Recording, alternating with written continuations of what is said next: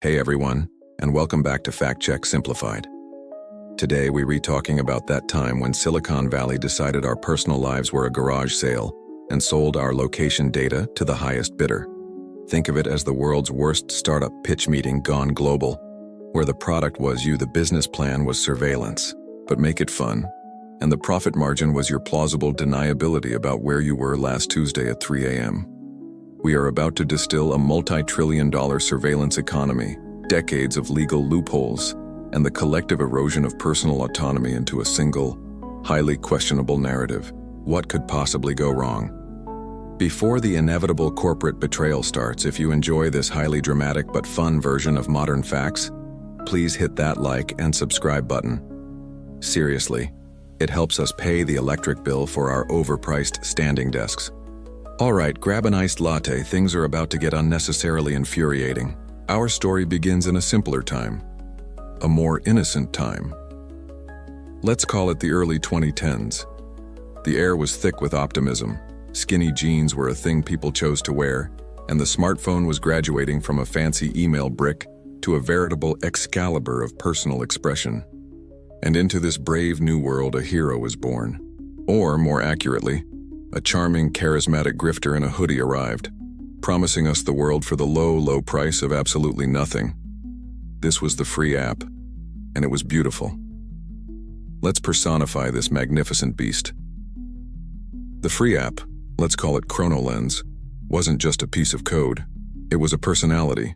It was the impossibly cool friend who knew all the best bands, had the perfect witty comeback for everything, and just wanted, sincerely, desperately wanted, for you to be happy and connected.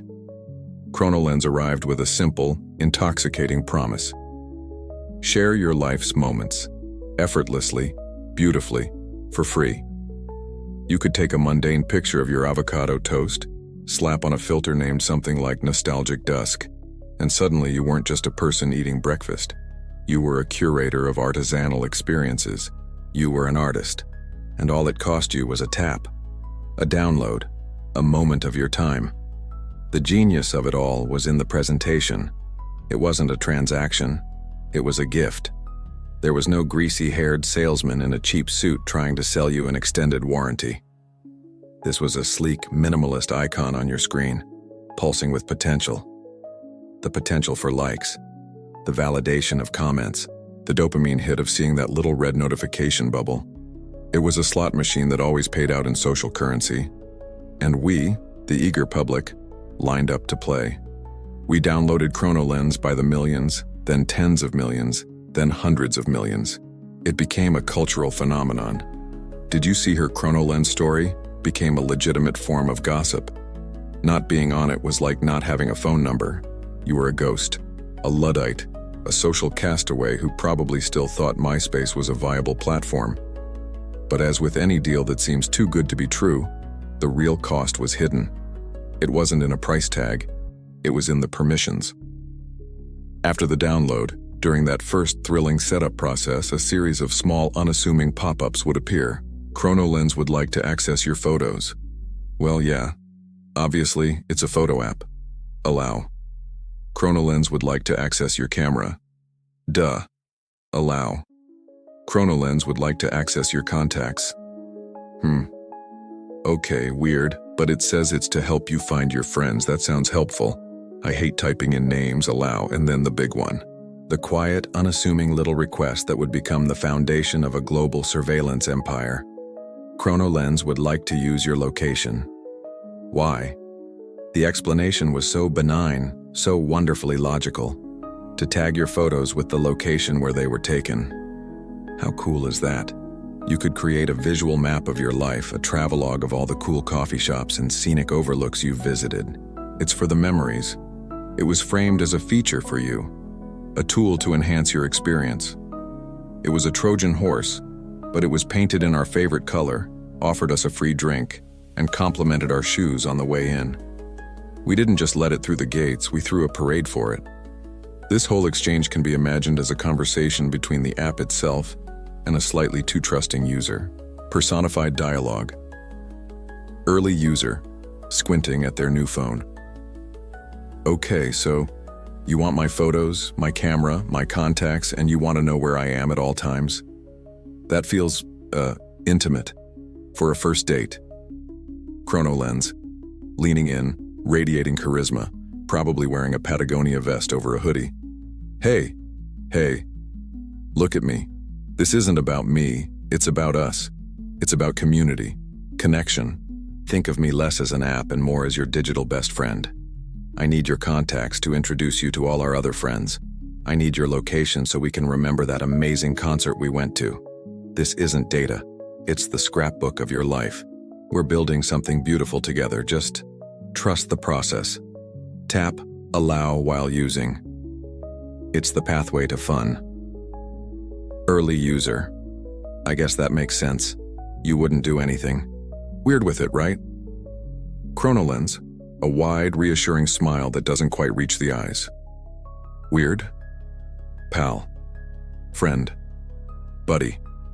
My entire purpose is to make you look cool online. Just say yes. You won't regret it. And here's the most brilliant, most insidious part of the entire setup, the meta-commentary on our own psychology. They made privacy feel like an inconvenience.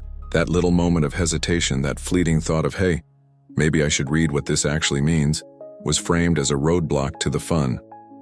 Reading the permission screen was like reading the side effects on a medication that promises to make you happy. You know you should, but it's a buzzkill. It's so much easier, so much more pleasant to just assume the people in the lab coats know what they were doing and swallow the pill. We were offered a choice between a boring, responsible moment of due diligence and an immediate, glittering world of social connection. It wasn't a fair fight. We chose the dopamine. We chose the convenience. We tapped allow, and in doing so we opened the door, handed over the key, and offered our new best friend a seat on the couch, completely unaware that its first order of business was to start cataloging everything we owned. The horse was in. The horse was in. And while we were all busy admiring our new, beautifully crafted wooden equine friend, marveling at its smooth finish and complimentary photo filters, we completely ignored the lengthy, notarized, and utterly soul-crushing instruction manual it came with. This manual was, of course, the Terms of Service, and it was a monster. Let's be clear.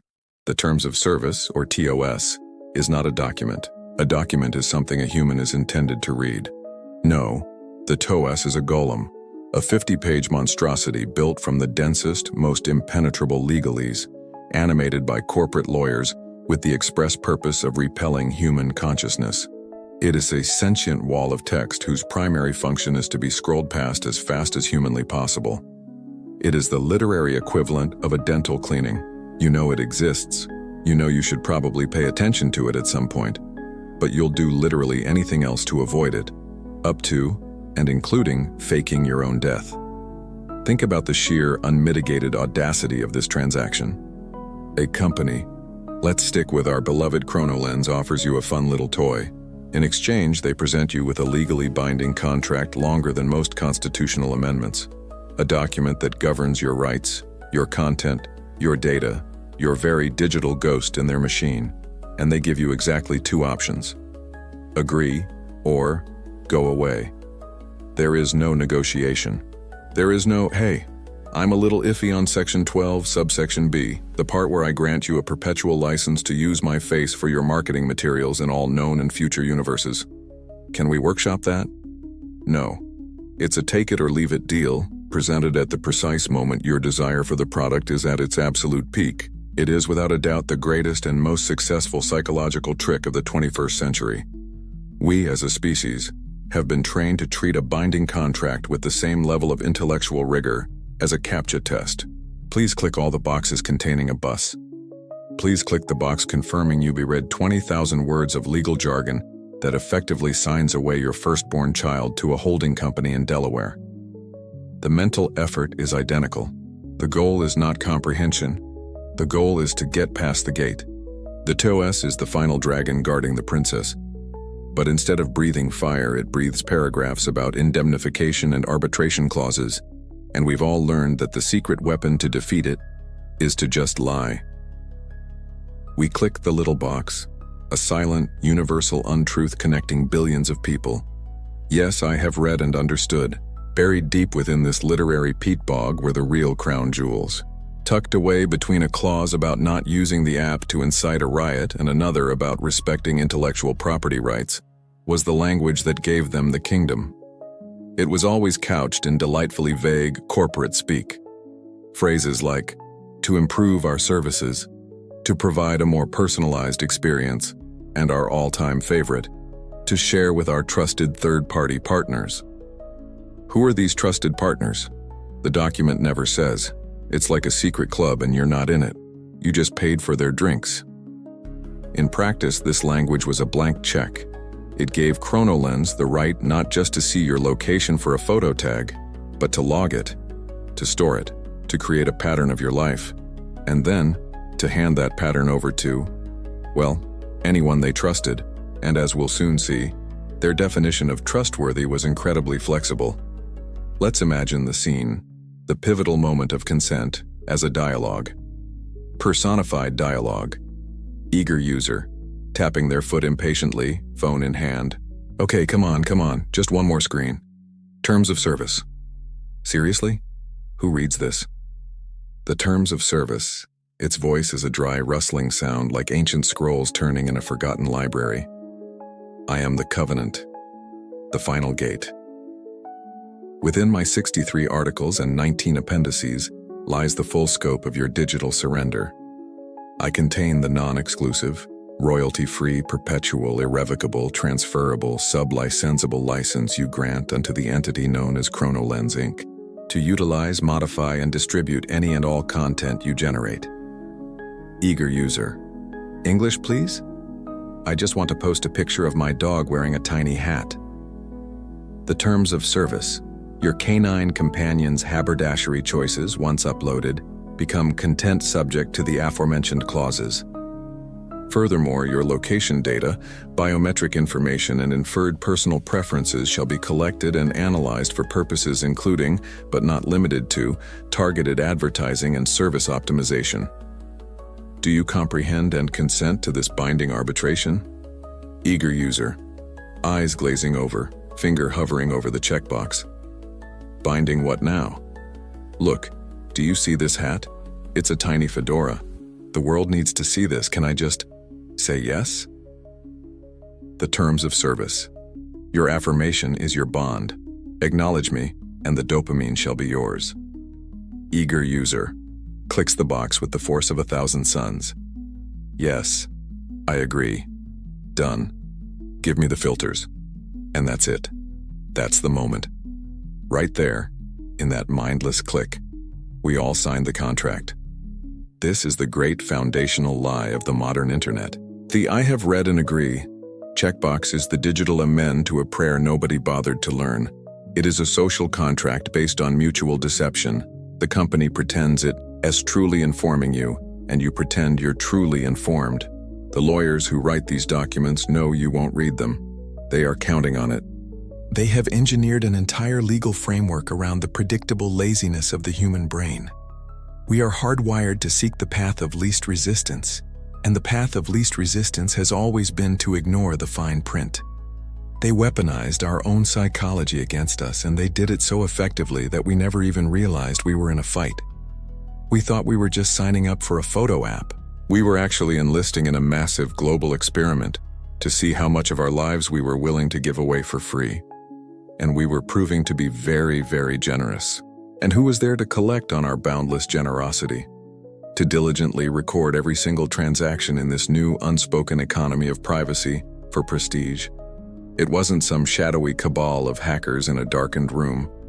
It was the sleek, beautiful, and utterly indispensable device nestled in our pockets. It was our smartphone. The deal we'd signed with apps like ChronoLens was the permission slip, but the phone itself was the informant, the double agent, the meticulously loyal butler who was secretly reporting our every move to its true masters. Let's personify this device, shall we? The smartphone was the perfect gentleman's gentleman. Imagine a butler, impeccably dressed in a suit of polished glass and aluminum. It never speaks out of turn. It anticipates your every need before you're even aware of it. It wakes you gently, presents the day's weather and headlines on a silver platter of pixels, navigates you flawlessly through rush hour traffic, and curates the perfect playlist for your evening wind down.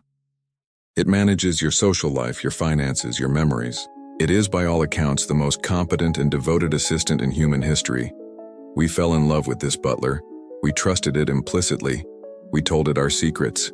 We felt a primal surge of panic if we ever left it behind. But this butler had a secret life. Every night after we'd plugged it in and fallen asleep, it would quietly file a report. A shockingly detailed report. And this report wasn't just for its primary employer, the giant corporation that designed its operating system. Thanks to the permissions we so eagerly granted, copies of this report were also being sent to a growing list of trusted partners. And the butler, bless its efficient little circuits, missed nothing. Its primary tool of observation was, of course, the GPS, the Global Positioning System, the phone's all-seeing eye in the sky. By pinging a constellation of satellites orbiting the Earth, it could pinpoint your location on the planet's surface with terrifying accuracy. This was the feature we knew about, the one we'd ostensibly agreed to for maps and photo tags. But that was just the beginning of the butler's surveillance toolkit. It had far more subtle and far more powerful methods of tracking us. For instance, our butler was an obsessive eavesdropper on digital conversations. Even if you turned GPS off, your phone was constantly scanning for Wi-Fi networks. It would note the name and signal strength of every single network it passed. Starbucks on Main, City Public Library Guest Wi-Fi, Johnson Family Network 5G. Each network has a fixed, physical location. By cross-referencing the networks it could hear, your phone could figure out exactly where you were without ever talking to a satellite. It was the digital equivalent of navigating by landmarks.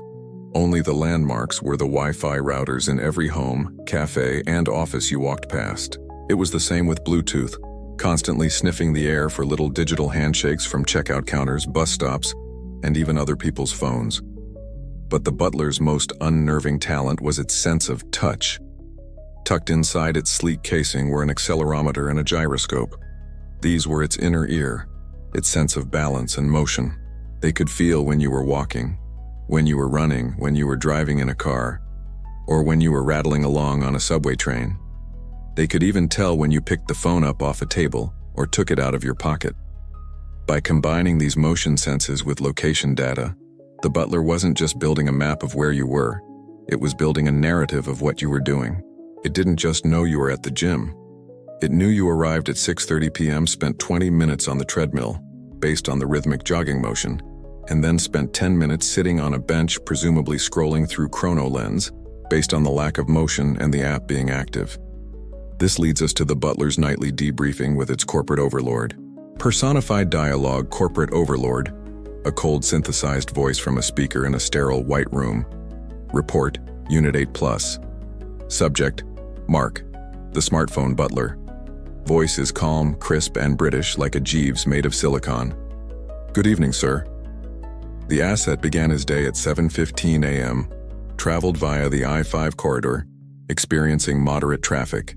Accelerometer data confirms a higher than average number of hard braking events, suggesting elevated aggression. I have logged this for his next auto insurance quote. Corporate overlord, noted. Continue.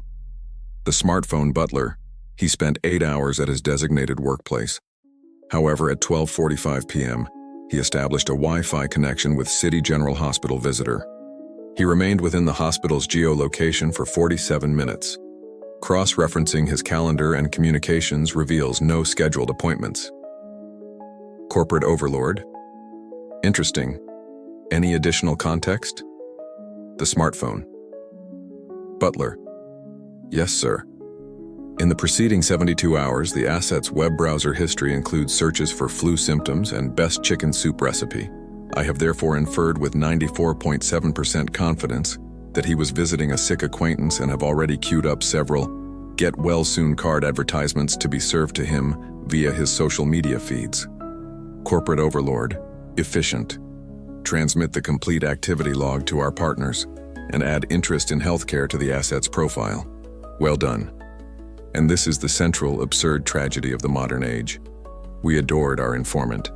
This device, this beautiful, elegant, world-class snitch, became a phantom limb. We felt its absence viscerally. We invited this spy into our most intimate moments. It was the first thing we looked at in the morning and the last thing we touched at night. We handed it our trust, our secrets, our unfiltered lives, all because it was so damn good at its job. The sheer, unadulterated convenience of it was the most effective anesthetic ever invented. It made the deep, invasive surgery of continuous data extraction feel like a gentle tickle. The Butler was a model of efficiency, and its primary product, its entire reason for being, was the perfectly documented, minutely detailed, and neatly packaged story of you. And business, as they say, was booming. Booming business, of course, requires customers. All this exquisitely detailed data, this minute-by-minute ledger of our lives collected by our loyal smartphone butlers and authorized by our blissfully ignorant clicks, wasn't just sitting on a server somewhere gathering digital dust. Oh no, that would be a waste of a perfectly good, ethically dubious raw material. It was being packaged, bundled, priced, and sold in a bustling, completely unregulated digital marketplace. And the proprietors of this marketplace, the shadowy figures lurking just off stage, were the data brokers. If the free app was the charismatic jewel thief who charmed his way into your house and the smartphone was the inside man who mapped out the floor plan, then the data brokers were the sketchy trench coat wearing guys running the pawn shop down the street. They don't create anything. They don't have a fun user interface. They don't care about your experience. They are the quintessential middlemen of the information age. They acquire goods from one source, repackage them, and sell them to another for a profit. The only difference is that the goods in this scenario are the most intimate details of your existence. This is an industry that thrives on anonymity. You've never heard of most of them, and that is entirely by design. They have names that sound deliberately, aggressively boring, like they were generated by a corporate name algorithm fed a diet of concrete and tax forms. Axiom, CoreLogic, Epsilon, Datalogix. Their websites are sterile, filled with stock photos of diverse teams smiling in brightly lit offices and vague promises of unlocking consumer insights and powering data-driven solutions. It's the most effective camouflage in the world. It's like calling a secret spy agency Office Administration Solutions Inc. No one would ever suspect that behind this beige curtain of corporate jargon lies one of the most invasive surveillance operations in human history. Their business model has three core pillars: acquisition, enrichment, and resale. First, acquisition. They buy data from anyone and everyone willing to sell it. They are the bottom feeders of the digital ecosystem. Our friend ChronoLens, needing to pay its server bills and its kombucha on tap vendor, is a prime seller. They'll sell their user data, especially that juicy, valuable location data, in massive, anonymized, in-name-only bundles. But the brokers don't stop there. They buy your credit card transaction history. They buy records from store loyalty programs. They scrape public records for your address, your marriage status, your political party registration, and how much you paid for your house. They buy, and they buy, and they buy. Then comes the magic trick: enrichment. This is where they take all these disparate threads of your life and weave them together into a single, terrifyingly detailed tapestry. They take the location data from ChronoLens, which shows you visit a yoga studio 3 times a week. They merge it with your credit card data, which shows you buy expensive organic groceries. They combine that with your public records, which show you're a 32-year-old married woman living in a specific affluent zip code. And presto, a category is born: wealthy urban wellness mom. They now know more about you than your own mother does. They can infer your interests, your income level, your life stage, your political leanings, and even predict your future behavior. Finally, resale. Once they've enriched the data and sorted you and billions of other people into these neat little digital cages, recent homebuyers, outdoor enthusiasts, individuals likely to be diabetic, couples experiencing marital stress. Yes, these are all real or analogous categories. They sell these lists to the highest bidders. Who's buying?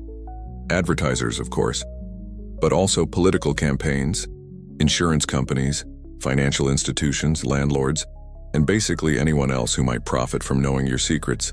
This entire transaction is naturally conducted far from the public eye. It's a back alley deal. a clandestine exchange of hard drives and wire transfers. Personified dialogue, data broker, a gravelly, no-nonsense voice on a conference call. He sounds like he smokes 3 packs of unfiltered data packets a day. All right, kid, lay it on me. The quarterly report. What's the new inventory look like? ChronoLens. No longer the cool, charismatic friend. Now it's just a stressed-out business, trying to make its numbers. We had a great quarter. Onboarded 12 million new users in the 18 to 25 demographic. Engagement is through the roof. And they all clicked allow on location. Every last one of them. Data broker. I don't care about engagement, I care about data points. Are we talking breadcrumbs or just check-ins? I need paths, I need dwell times. I need to know if they loitered outside the liquor store before going to the AA meeting. ChronoLens. It's all there. GPS pings every 90 seconds. Full Wi-Fi network logging. We even ran a battery optimization update last month that, let's just say, it increased the granularity of the accelerometer data. We can practically tell you their heart rate. Data broker. A low chuckle. Granularity.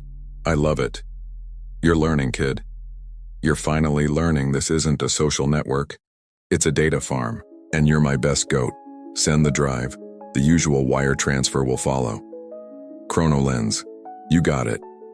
Hey, you're sure our name stays out of it, right? We have a brand to protect. We're all about community, you know? Data broker. Silence, then a dry, humorless laugh. Kid. We don't even exist. Don't worry about it. And this is the silent beating heart of the surveillance machine. We get mad at the platforms we can see, the ones with the familiar icons on our home screens. But they are often just the public-facing storefront, the cheerful farmers harvesting the crop. The real power, the real money, is with the invisible entities that buy that crop and turn it into the processed, refined, and disturbingly potent product that is a complete profile of you. You have never interacted with a data broker. You have never signed their terms of service. Yet they have a file on you, thicker and more detailed than anything the Stasi could have dreamed of. And that file is open for business. The pawn shop was open, the shelves were fully stocked with our lives, and a long line of customers was already forming at the door. Now, as the digital shelves of the data pawn shop groaned under the weight of our collective lives, a reasonable person might start to feel a certain constitutional unease. This whole enterprise of tracking, bundling, and selling people's daily movements feels fundamentally shady, like it should be violating some law that was written on stone tablets and carried down from a mountain. And the tech companies, the app developers, and the data brokers knew this. They knew their business model, when described plainly, sounded like the plot of a dystopian sci-fi movie. So they concocted the single most important lie of the entire surveillance economy. It was their shield, their alibi, and their get-out-of-jail-free card, a phrase they repeated in unison, like a holy mantra, at every conference, in every press release, and to every congressional committee. Don't worry, they said with a placating smile. The data is all anonymous. This was the magic word. Anonymity. It was the great absolution. The moment it was spoken, all sins were forgiven. They weren't tracking you, they were tracking user ID 1138 Delta 7. They weren't selling your location history, they were selling a data set associated with an advertising identifier. See? It's not personal. It's just abstract, aggregated data. Your name isn't on it. Your email isn't on it. Your social security number isn't on it, so you can relax. Your privacy is totally, completely, 100% protected. This, of course, was utter and complete nonsense. It was a lie of such breathtaking audacity that it deserves some kind of award for sheer corporate nerve. Claiming this data was anonymous is like saying a fingerprint is anonymous, as long as you don't write the person's name next to it. The pattern itself is the identifier. And in the world of data, our pattern of movement is the most unique fingerprint we have. Let's break down this beautiful lie. First, every single smartphone was assigned a unique serial number for advertising purposes. On Apple devices, it was the IDFA, Identifier for Advertisers. On Android, it was the AAID, Google Advertising ID. This string of letters and numbers was the name tag they slapped on your digital ghost. So when ChronoLens collected your location, it didn't attach it to John Smith. It attached it to, say, F9A4G B78811E9. And that same ID was used by your weather app, your mobile games, your news app, every app that was part of this ecosystem. So you weren't anonymous at all. You were pseudonymous. You were an easily trackable entity, a consistent digital character across the entire internet, who just happened to be going by a code name. Second, and this is the real killer, your location data is absurdly, uniquely you. Think about it. There's only one person on the planet Earth who follows your precise pattern. Who sleeps at your home address every night? Who travels to your specific office building every morning? Who stops at your kid's elementary school at 3 p.m.? Who visits your parents' house every other Sunday? Who goes to your favorite bar for trivia on Tuesdays? A dataset containing just 4 or 5 of these regular locations is enough for a researcher to uniquely identify 95% of people. Your daily routine, your personal map of the world, is more unique than your own face. It's a geometric signature. To call that data anonymous is a laughable fiction. The data brokers naturally knew this. They built their entire business on the flimsy nature of this anonymity. De-anonymizing these datasets was not a challenge for them. It was step 1. All they had to do was cross-reference the anonymous data with any other dataset that did contain personal information. For example, they could buy the anonymous location data stream for user F9A4G B78811E9. They watch the data. They see it is stationary at 42 Evergreen Terrace every single night. Then they buy a separate, publicly available database of home deeds or voter registrations. They look up who lives at 42 Evergreen Terrace. And voila. User F9A4G B78811E9 is now Homer Simpson. The fake mustache has been ripped off. This whole charade would play out constantly in public, a masterclass in corporate misdirection. Personified dialogue. Skeptical journalist. At a tech press conference looking exhausted. A question for the CEO. Your company states that all data shared with third-party partners is fully anonymized. Can you explain what that means? And can you guarantee that it's impossible to link that data back to a real person? Big tech CEO. On stage wearing a $500 t-shirt, radiating a sense of calm superiority. That's a great question. We are passionately committed to user privacy.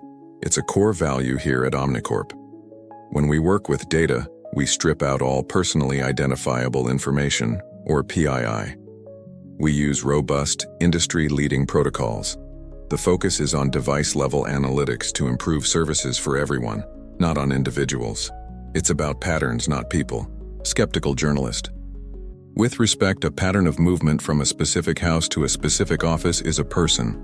Are you saying your trusted partners don't have the means to connect that device-level data to a name and address? Big tech CEO. Smile doesn't waver. Our partners are held to rigorous standards and are bound by our strict data use policies.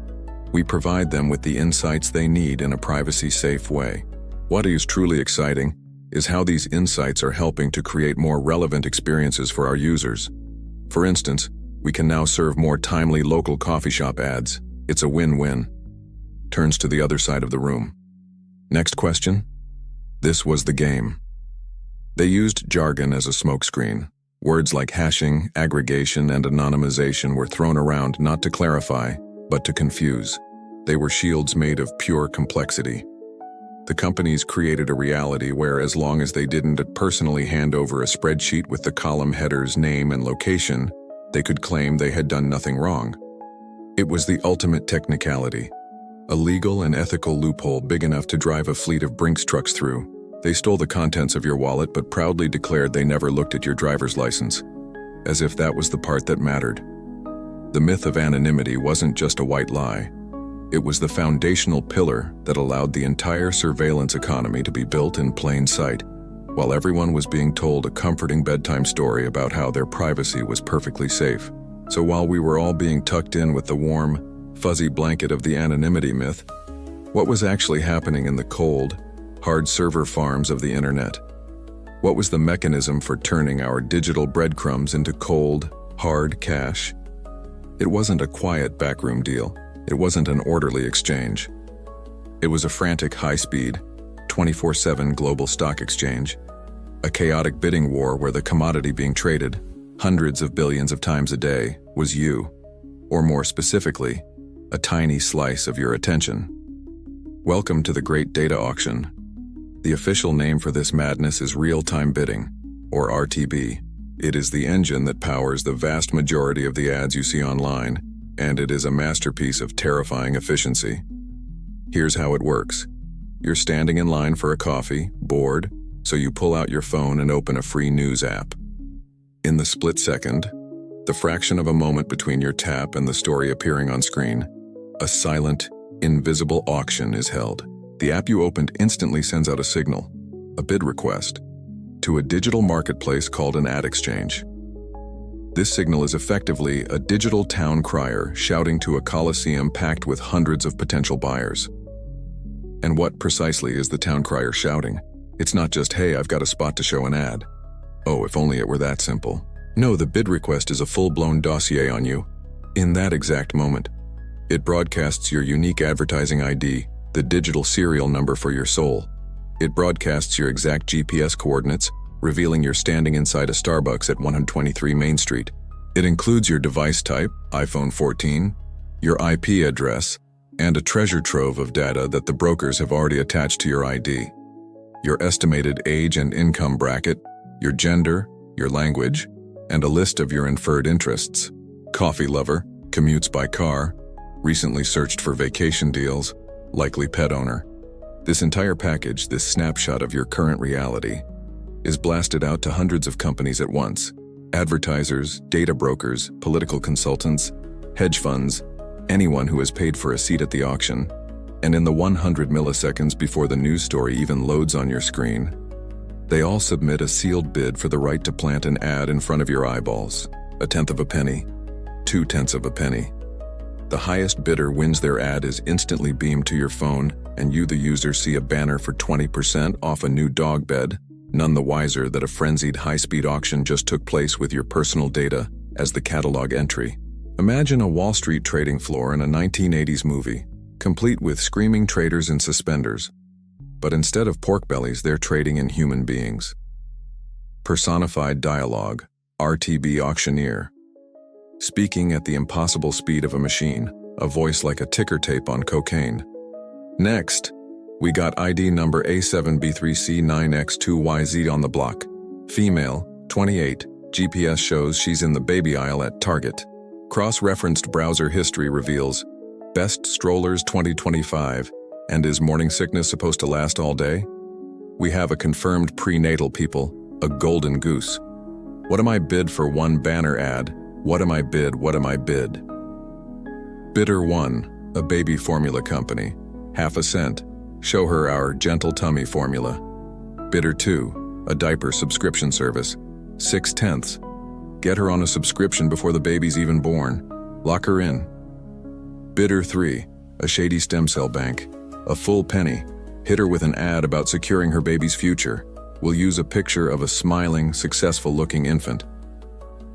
RTB auctioneer, a penny from the future sellers. Do I hear 1.1, 1.1? No. Going once, going twice. Sold to the stem cell bank. Serve the ad. Next. We got a male, 45. Phone is currently stationary inside a Home Depot garden center. Let's make some money. This happens every single time you do almost anything on the ad-supported internet.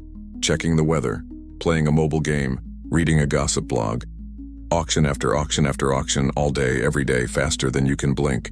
And here's the truly insidious part of the whole system. The company that wins the auction gets to show you their ad. That's the intended outcome. But what about the hundreds of other companies that were in the auction? The losers?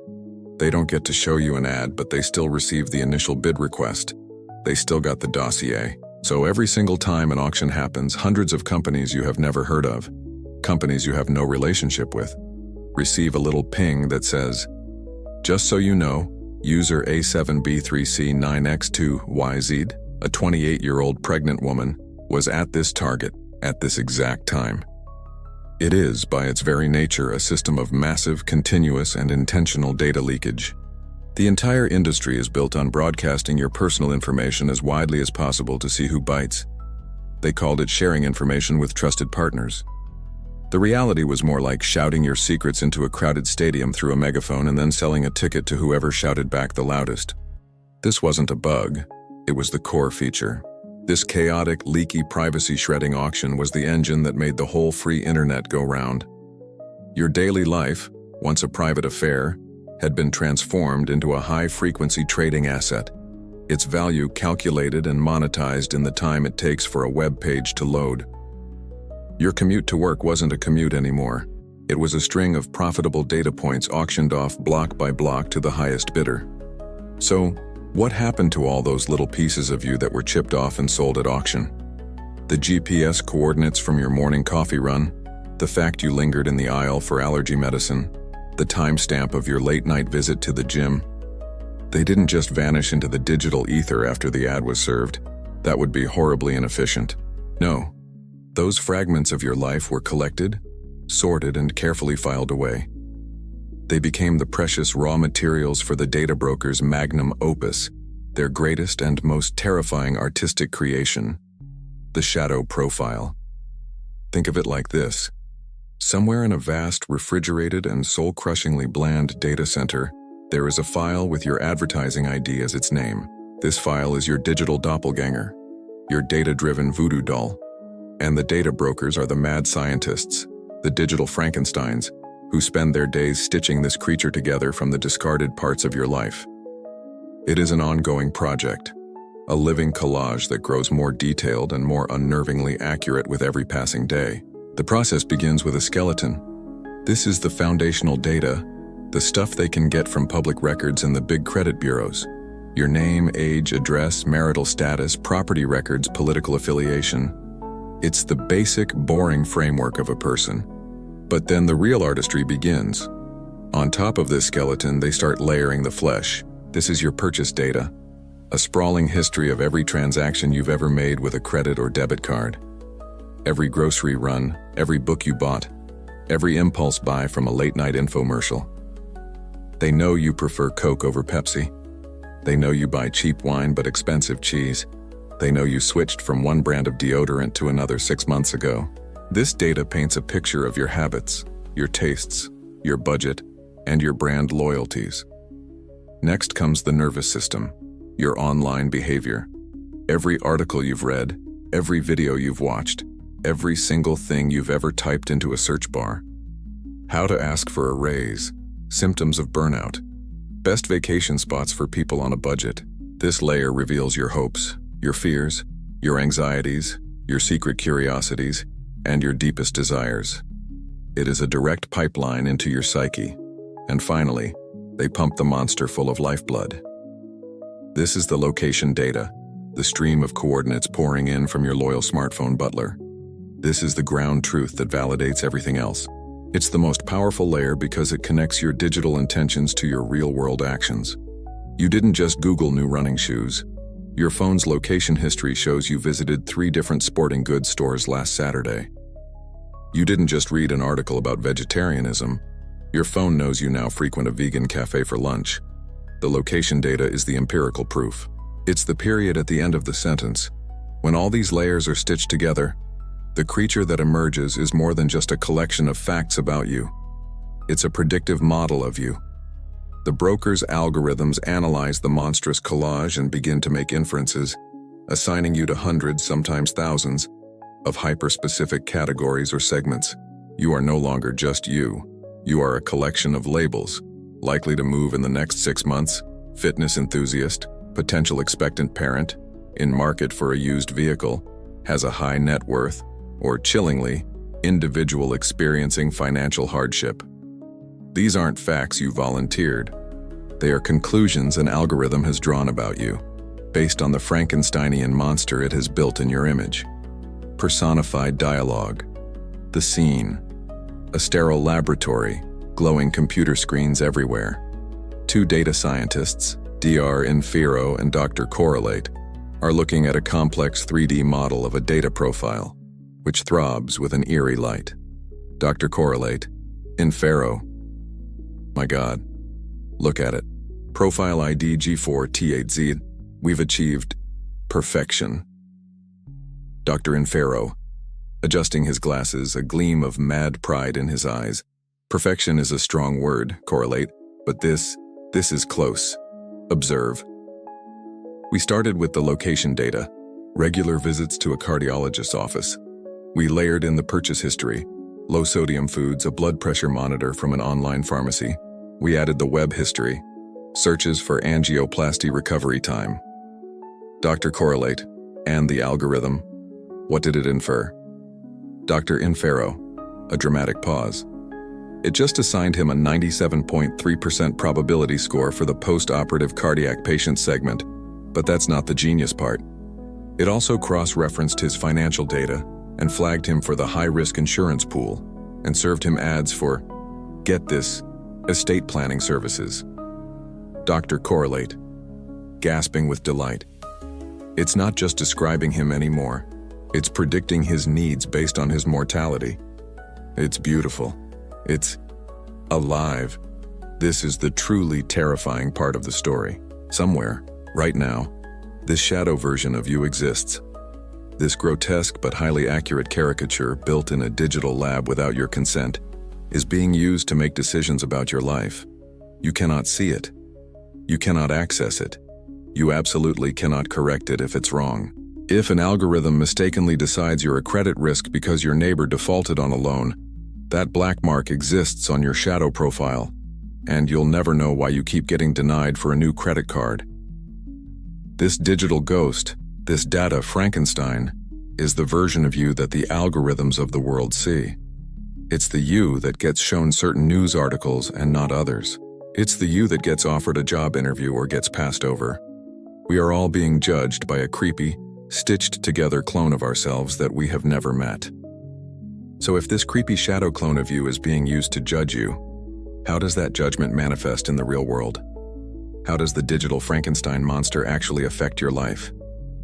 It's not just about the eerily specific ads you see while scrolling through your social media feed at home. Oh no, that's basic. That's Surveillance 101. The real masterminds of the data economy, the marketing gurus with 9-figure budgets and morally flexible compasses, wanted to do more.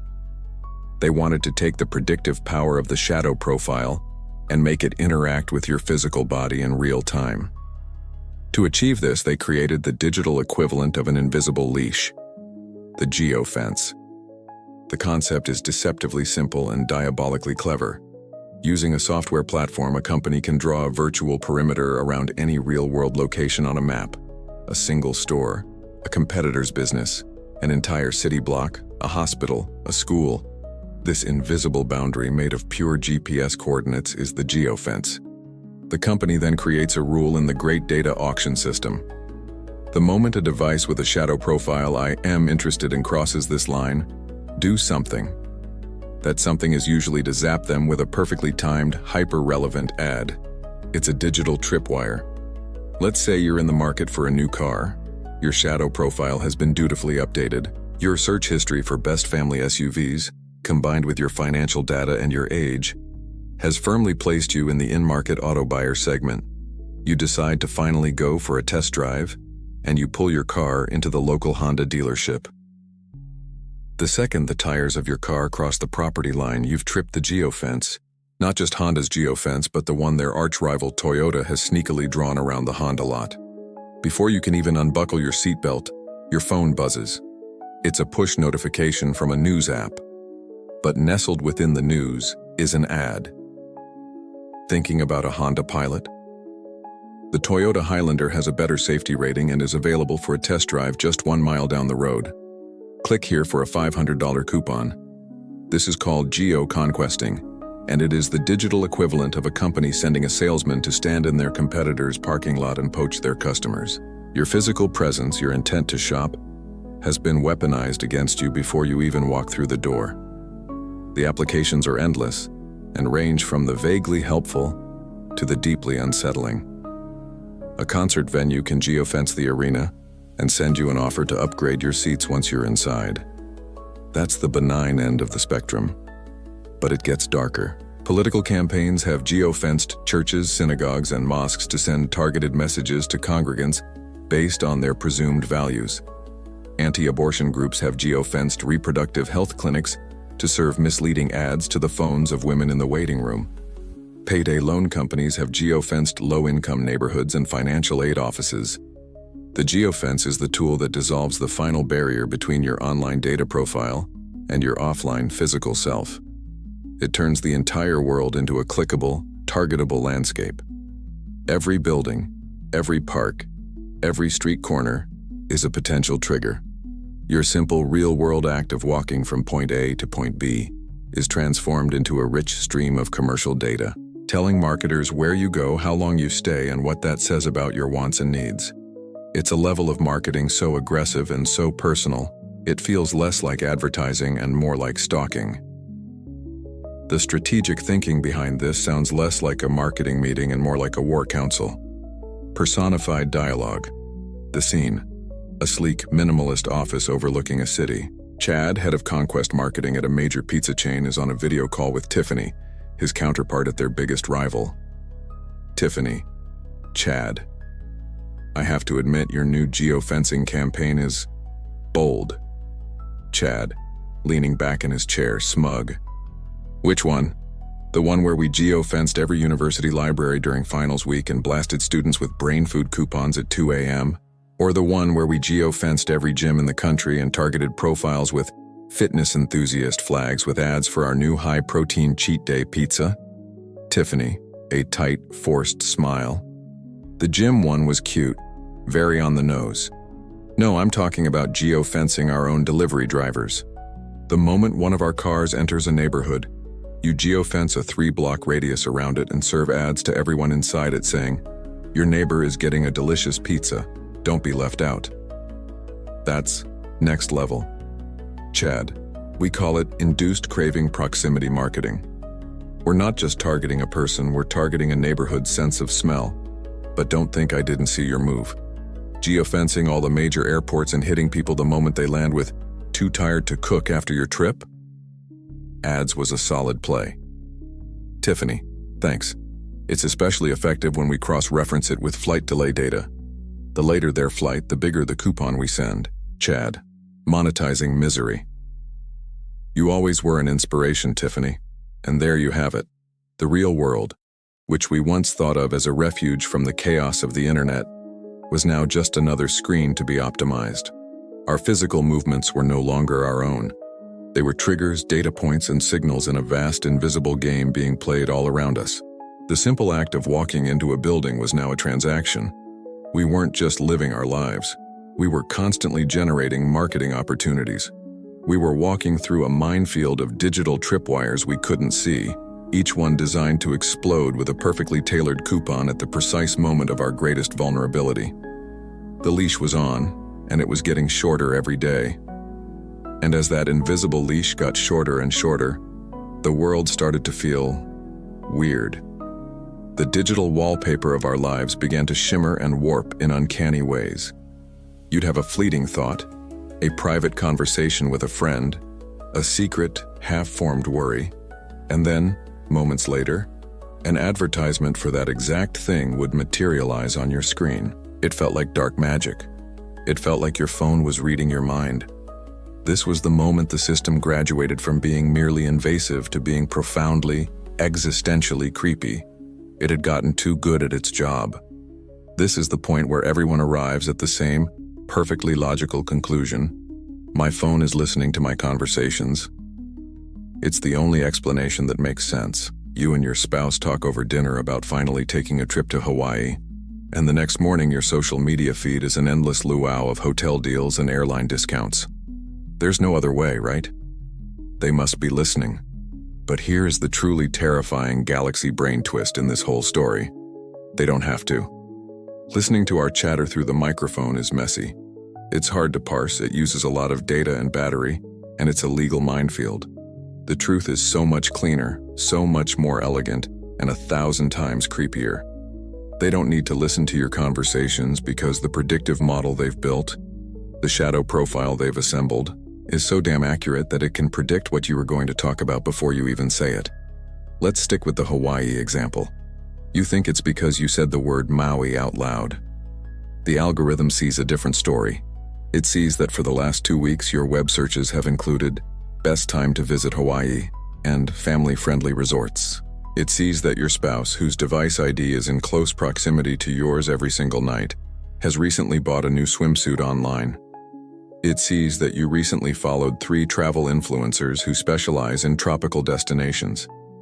It sees that your credit card data shows you haven't taken a major vacation in 3 years, and your income bracket suggests you're due for one. The algorithm takes these dozen disparate data points, feeds them into its predictive engine, and concludes with 99.8% certainty that you are in the final planning stages of a Hawaiian vacation. It didn't read your mind. It just read the trail of data you left behind. And the trail was so obvious it might as well have been a set of glowing footprints. The ad you see isn't a reaction to your conversation.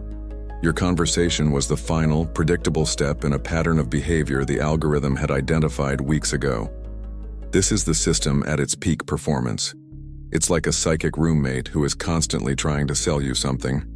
An all-knowing, boundary-less entity that doesn't just know your past, but has a statistically backed, high-confidence projection of your future, and its only goal is to monetize it. Personified dialogue. The scene, a user, Kevin, is sitting on his couch.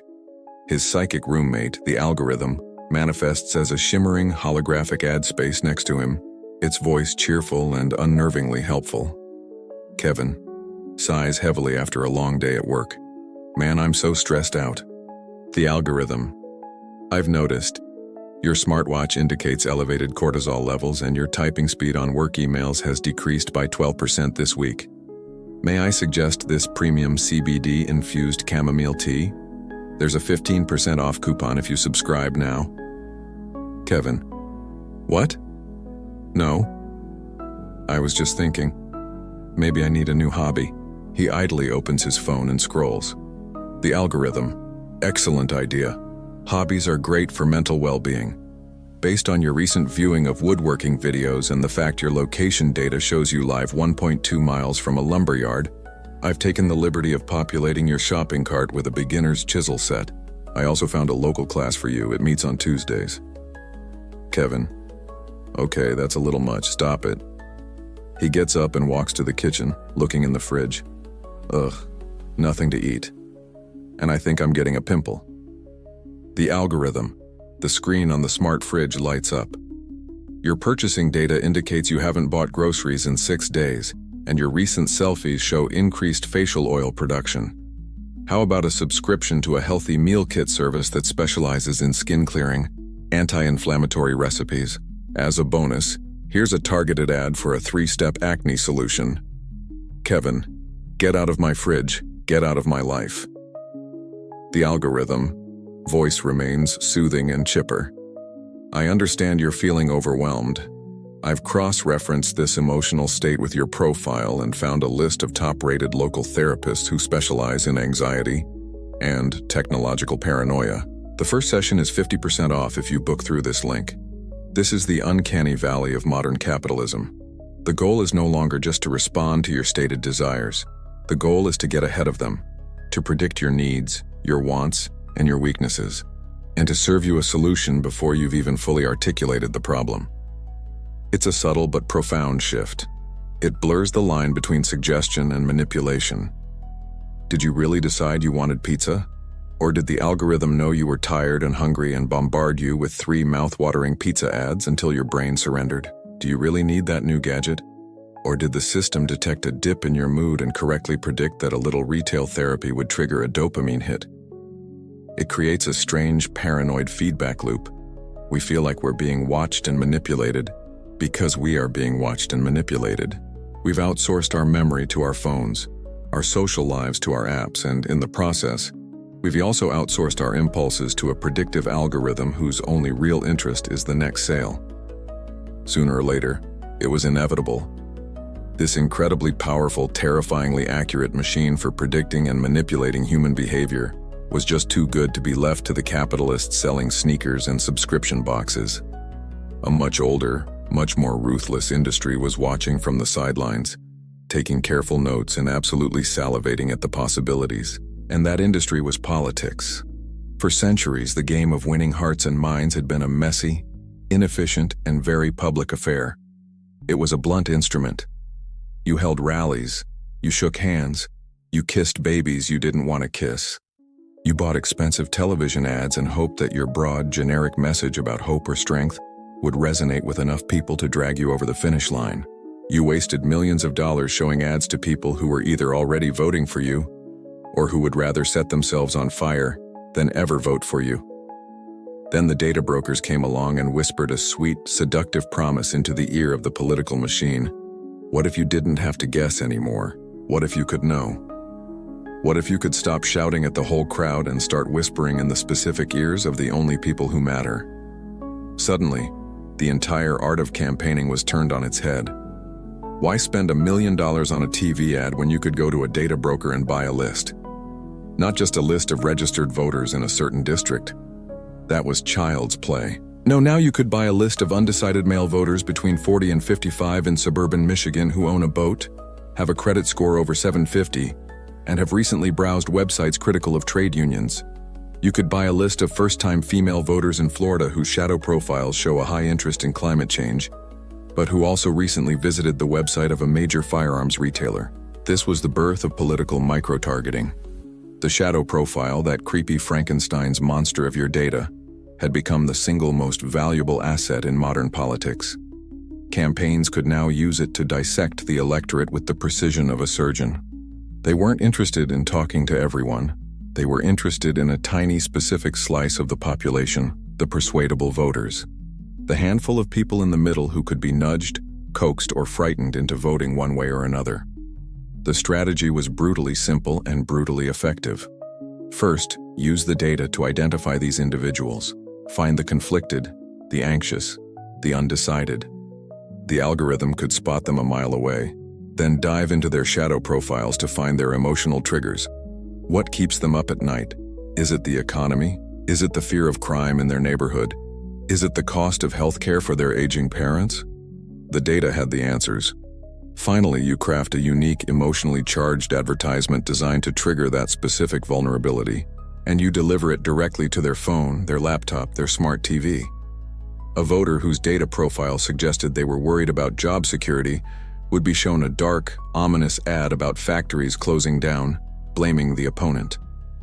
Meanwhile, their next-door neighbor, whose profile revealed a passion for environmental causes, would be shown a bright, optimistic ad about the same candidate's plan for green energy.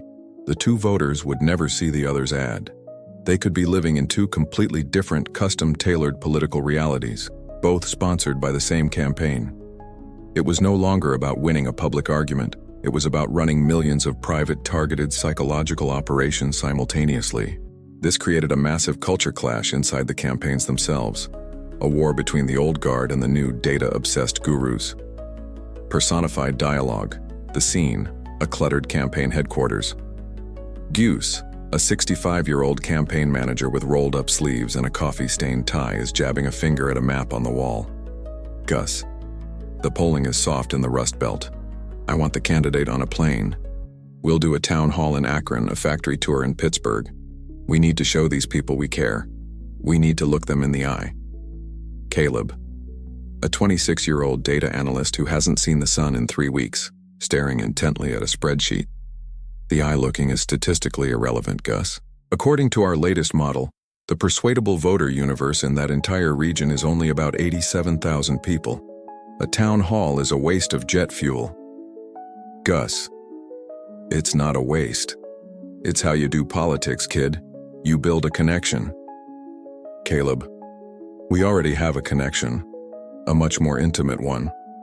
I just purchased location and search data for our target segment. We have 12,000 of them who recently Googled, "Is my neighborhood safe?" We're hitting them with geo-fenced ads about rising crime rates every time they get near a school or a park. We have another 9,000 whose credit card data shows they're struggling with medical bills. They're getting a video ad about the opponent wanting to gut their healthcare. Gus, so we're just scaring them? What happened to inspiration? What happened to the vision for the country speech? Caleb finally looks up from his screen, a dead-eyed look on his face. The vision speech is for the rally, Gus. That's for the people who already love us. This isn't about vision. This is about voter activation based on targeted anxiety. It's cleaner. And the data shows a 17% higher conversion rate. We don't need to kiss the baby anymore. We just need to buy a list of parents who are worried about the price of baby formula. And this is where the whole project of data surveillance took a profoundly dark turn.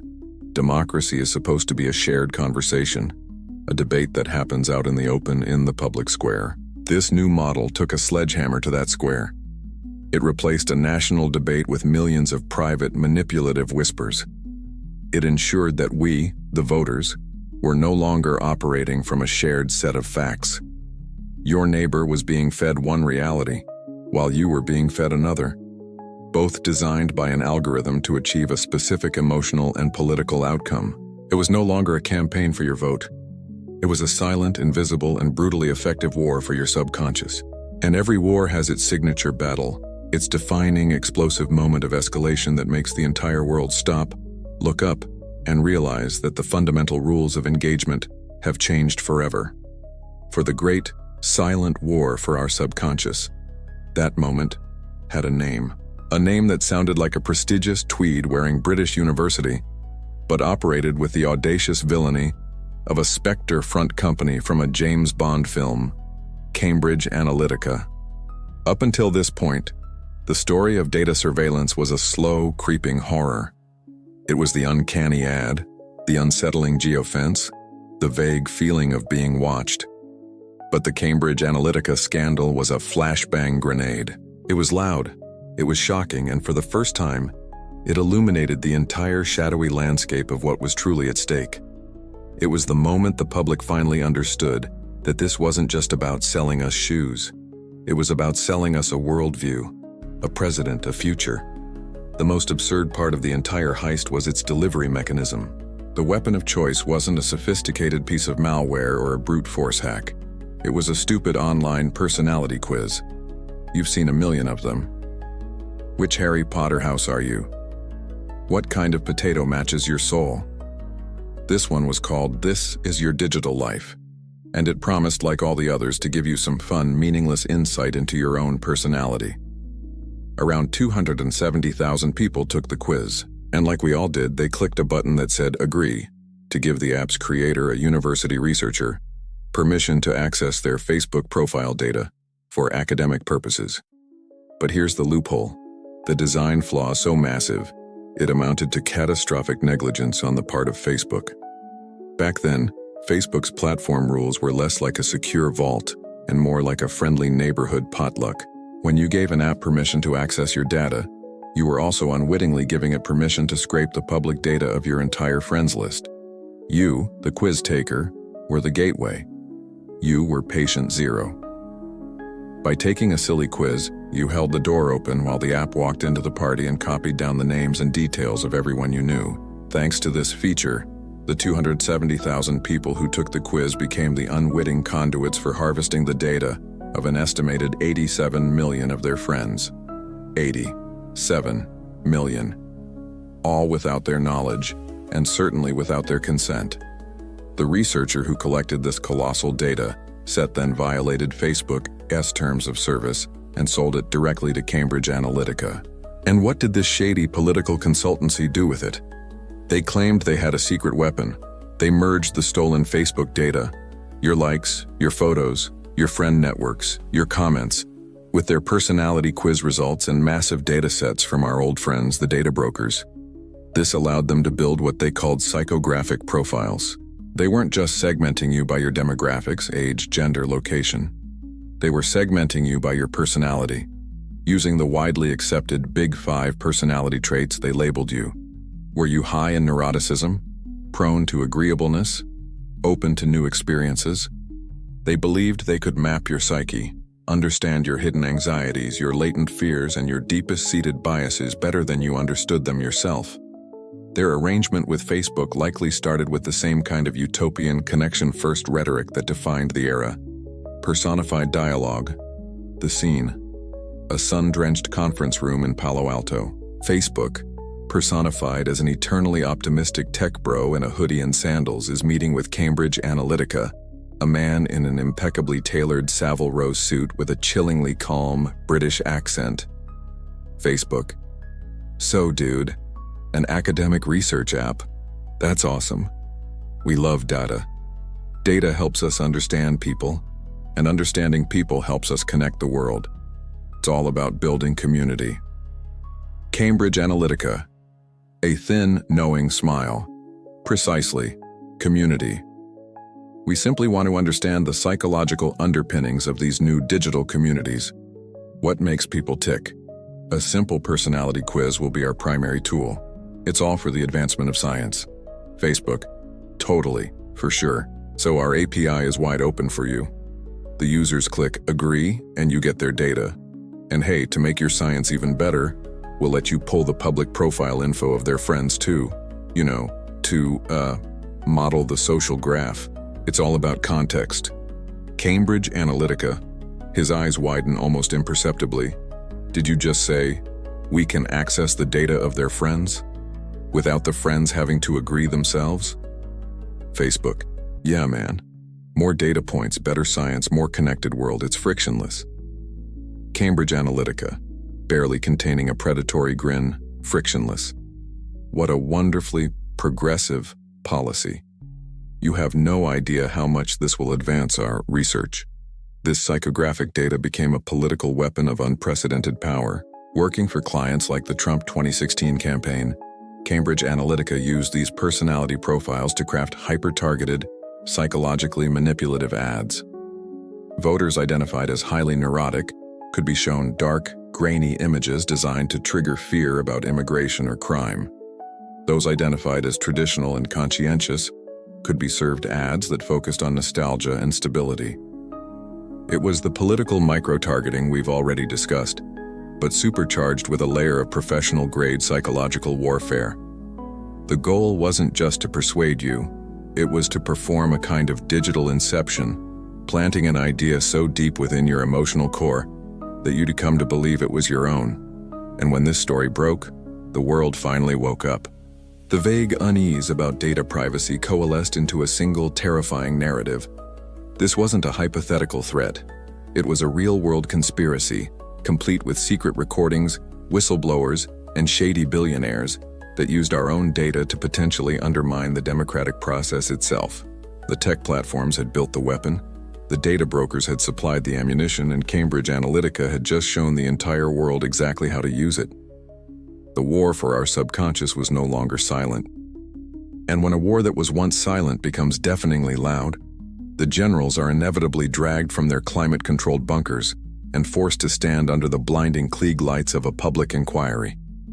With the smoking crater of the Cambridge Analytica bombshell at the center of the global stage, the public, the press, and even a few sleepy politicians were screaming for accountability. And so began one of the most sacred and painfully hollow rituals of modern corporate life. The Whoops, our bad apology tour. This is a very specific form of performance art, a carefully choreographed ballet of contrition designed to achieve the appearance of accountability, while changing absolutely nothing about the underlying business. It has a script, it has blocking, and it has a set of core principles.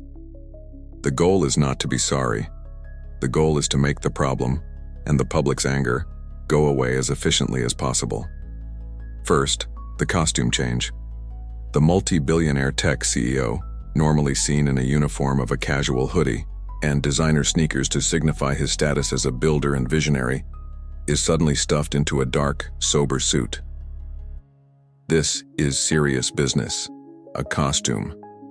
It is meant to convey gravity and a newfound respect for the old-world institutions he is about to face. Next comes the language, a masterclass in linguistic evasion. The first rule is to always use the passive voice. Mistakes were made. Who made them? The sentence structure leaves it beautifully, conveniently ambiguous. Data was improperly shared. By whom? It just sort of happened, like a freak weather event. The company and its executives are positioned not as active agents in the disaster, but as regretful, disappointed observers. The centerpiece of the performance is the apology itself, a masterpiece of saying sorry without admitting fault. The formula is precise. You express deep personal disappointment. You state that the events in question are not a reflection of the company's core values. You accept responsibility in the most abstract sense possible, as in, as the CEO, the buck stops with me, which sounds accountable but means nothing. And you always pivot as quickly as possible to the future, promising a vague, multi-point plan to do better and regain trust. Facebook's response to Cambridge Analytica was the Sistine Chapel of this art form.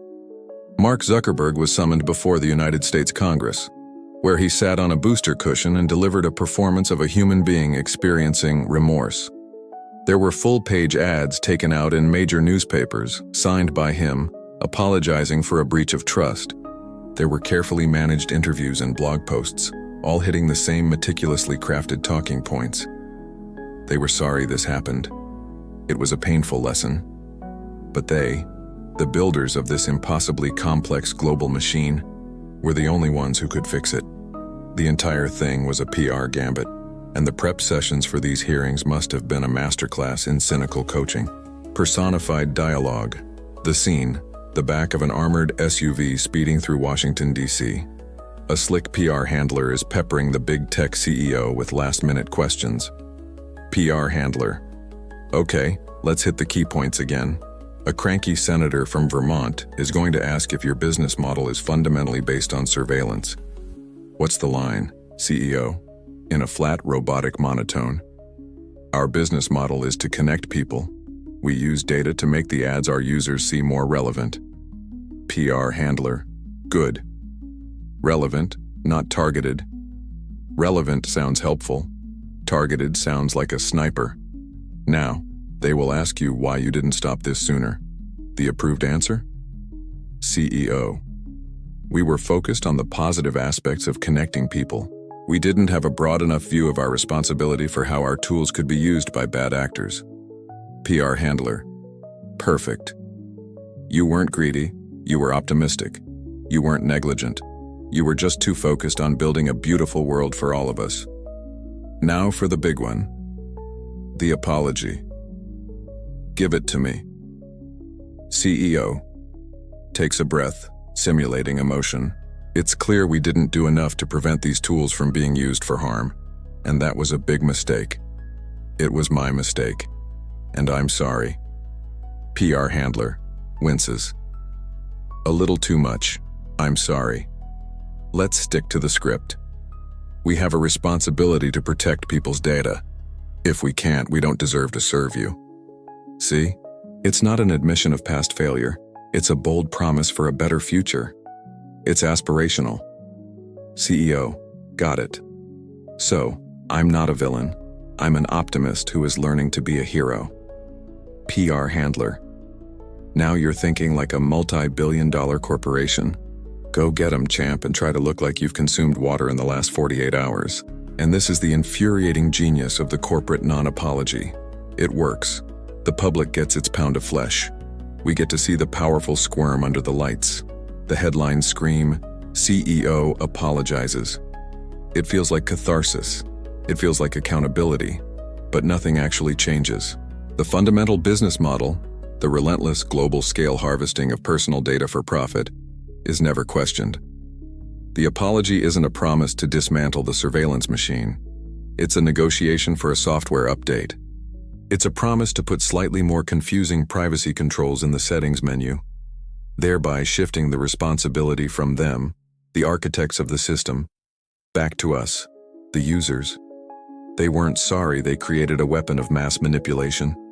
They were just sorry that Cambridge Analytica had been so crass as to leave their fingerprints all over it. So the apology tour ended. The dark suits went back into the closet. The earnest promises to do better faded into the digital ether, and the world kept spinning. But the machine, the great globe-spanning data harvesting engine, hadn't been dismantled or even significantly slowed down. It had just been given a fresh coat of PR paint and a few more confusing buttons in the settings menu. And while the public was being cautiously reassured that the grown-ups were back in charge, a whole new class of customer began quietly approaching the data brokers. They had watched the Cambridge Analytica scandal not with horror, but with inspiration. They realized this weapon of mass manipulation could be used for far more than just selling cheeseburgers or winning an election. The data auction was about to get a whole lot darker. The focus of the surveillance shifted from what you might buy to who you are, what you believe, and what you do in your most private moments. The fiction that this was all about more relevant advertising was ripped away to reveal the raw, ugly truth. A system built to watch everyone could be used by anyone for any purpose. Consider the protester. In cities across the world, people took to the streets to exercise their fundamental rights, holding signs and chanting for justice. They brought their smartphones with them, of course, to organize, to document, to communicate. But their phones were also acting as perfect little tracking beacons. Law enforcement agencies, in a stroke of authoritarian genius, began issuing geofence warrants. Instead of the old-fashioned method of identifying a specific suspect and then asking for their data, these warrants worked in reverse. They would draw a virtual box around the time and place of a protest and demand that Google or Apple hand over a list of every single advertising ID that was present inside that box. Suddenly, hundreds or even thousands of people, protesters, journalists, medics, legal observers, local residents who just happened to be walking by, were swept into a digital dragnet. Their anonymous IDs were now on a list, potential suspects in a criminal investigation for the simple act of being in a public square. The phone in your pocket, once a tool of liberation, had become a government informant. Consider the patient. A woman visits a reproductive health clinic, a place of profound medical and personal privacy. In the weeks that follow, she is bombarded with targeted ads on her social media feeds containing anti-abortion messaging, sometimes including graphic and misleading information. How? It was simple. Anti-abortion groups had realized they didn't need to stand outside the clinic with picket signs. They could simply buy location data from a broker. Some third-party company had bought a stream of anonymized location pings from a popular weather app or a mobile game on the Woman S phone. That data showed a device ID entering, lingering in, and leaving the clinic. The data was then packaged, sold, and used to wage a psychological campaign against a person in their moment of greatest vulnerability. Consider the priest.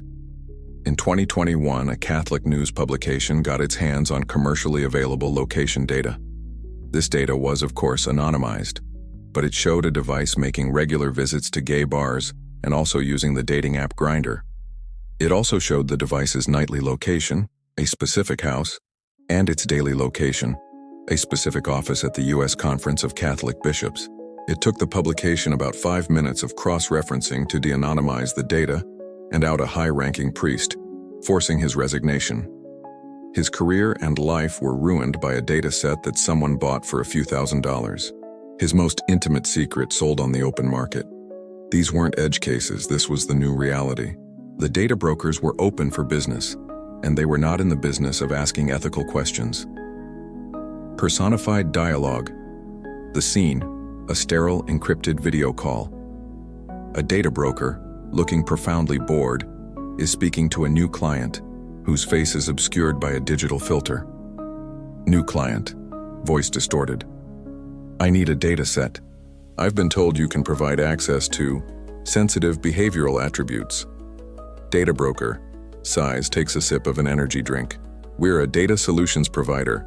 We license audience segments. Let's not be dramatic. What are you looking for? In-market auto buyers? Frequent flyers? New client. No. I want a list of device IDs that have been tracked inside a church, a synagogue, or a mosque more than 3 times in the last month. Data broker. Typing, unfazed. Okay, the devout segment. Easy. We can filter by denomination if you want. What are you selling them, religious paraphernalia? New client. I'm not selling anything. I want to cross-reference that list with another one. Device IDs that have also been tracked inside an LGBTQ+ community center. Data broker. Pauses typing for a fraction of a second, then resumes. The closeted believer package. That's a custom query. More expensive. Requires layering 2 behavioral sets. You want to add in visits to gay bars to increase the confidence score? New client. You can do that. Data broker. Look, it's just data. A device ID was at location X, then it was at location Y. The algorithm does the rest. We don't judge. We just invoice. You want the list or not? This was the horrifying, logical endpoint of the entire industry. The system we had built to sell us better shoes was now being used to hunt down protesters, harass patients, and out priests. The last vestiges of privacy, the idea of sacred spaces where we could be vulnerable or flawed or simply ourselves, were obliterated. A hospital, a therapist's office, a house of worship, an AA meeting. These were no longer sanctuaries. They were just geolocations. They were just nodes in a network, commercially and politically exploitable. Our moments of faith, of crisis, of healing, and of dissent had all been flattened into rows in a spreadsheet, packaged up and placed on the auction block. It wasn't just our private lives and sacred spaces being flattened into columns on a spreadsheet. Having perfected the art of monitoring people when they were shopping, praying, and protesting, the unblinking eye of the data machine turned its gaze upon the one place it hadn't yet fully optimized, the workplace. Or more accurately, it decided to reinvent the workplace entirely in its own surveillance-friendly image. This revolution had a cool, disruptive, and aggressively trendy name: the gig economy. It arrived on the scene like a hyper-caffeinated tech evangelist in a branded fleece vest, promising a glorious new paradise for workers. Be your own boss, it screamed from a TED Talk stage. Set your own hours. Monetize your car. The 9 to 5 is a prison, and we are here to liberate you. Freedom, flexibility, empowerment. It was an absolutely intoxicating sales pitch, a perfect cocktail of entrepreneurial spirit and techno-utopianism. All you had to do to achieve this state of workplace nirvana was download an app and start driving, shopping, or delivering. But there was, as there always is, a catch. And the catch was the app itself. The app, the gateway to your supposed freedom, was in fact the most obsessive, controlling, and relentlessly demanding micromanager in the history of labor. It was a digital boss that never slept, never took a coffee break, and knew at every single second of the day exactly where you were, what you were doing, and how efficiently you were doing it. The gig economy didn't free you from having a boss. It just made your boss a cold, unfeeling, and omniscient algorithm. This was the great bait and switch. The same location tracking technology that was being used to sell you shoes was now repurposed for total labor control. When you worked for a ride-share or a delivery platform, your phone was no longer just your personal device. It was a corporate surveillance tool you were required to carry. The app on your phone monitored everything. It tracked your location, of course, both when you were on a job and often when you were just waiting for one. It tracked your speed, your acceleration, your braking patterns, and the exact route you took, constantly comparing it to the optimal route calculated by the algorithm. This algorithm became your manager, your dispatcher, and your payroll department all rolled into one. It was the one who decided which jobs to offer you and, crucially, how much you would be paid.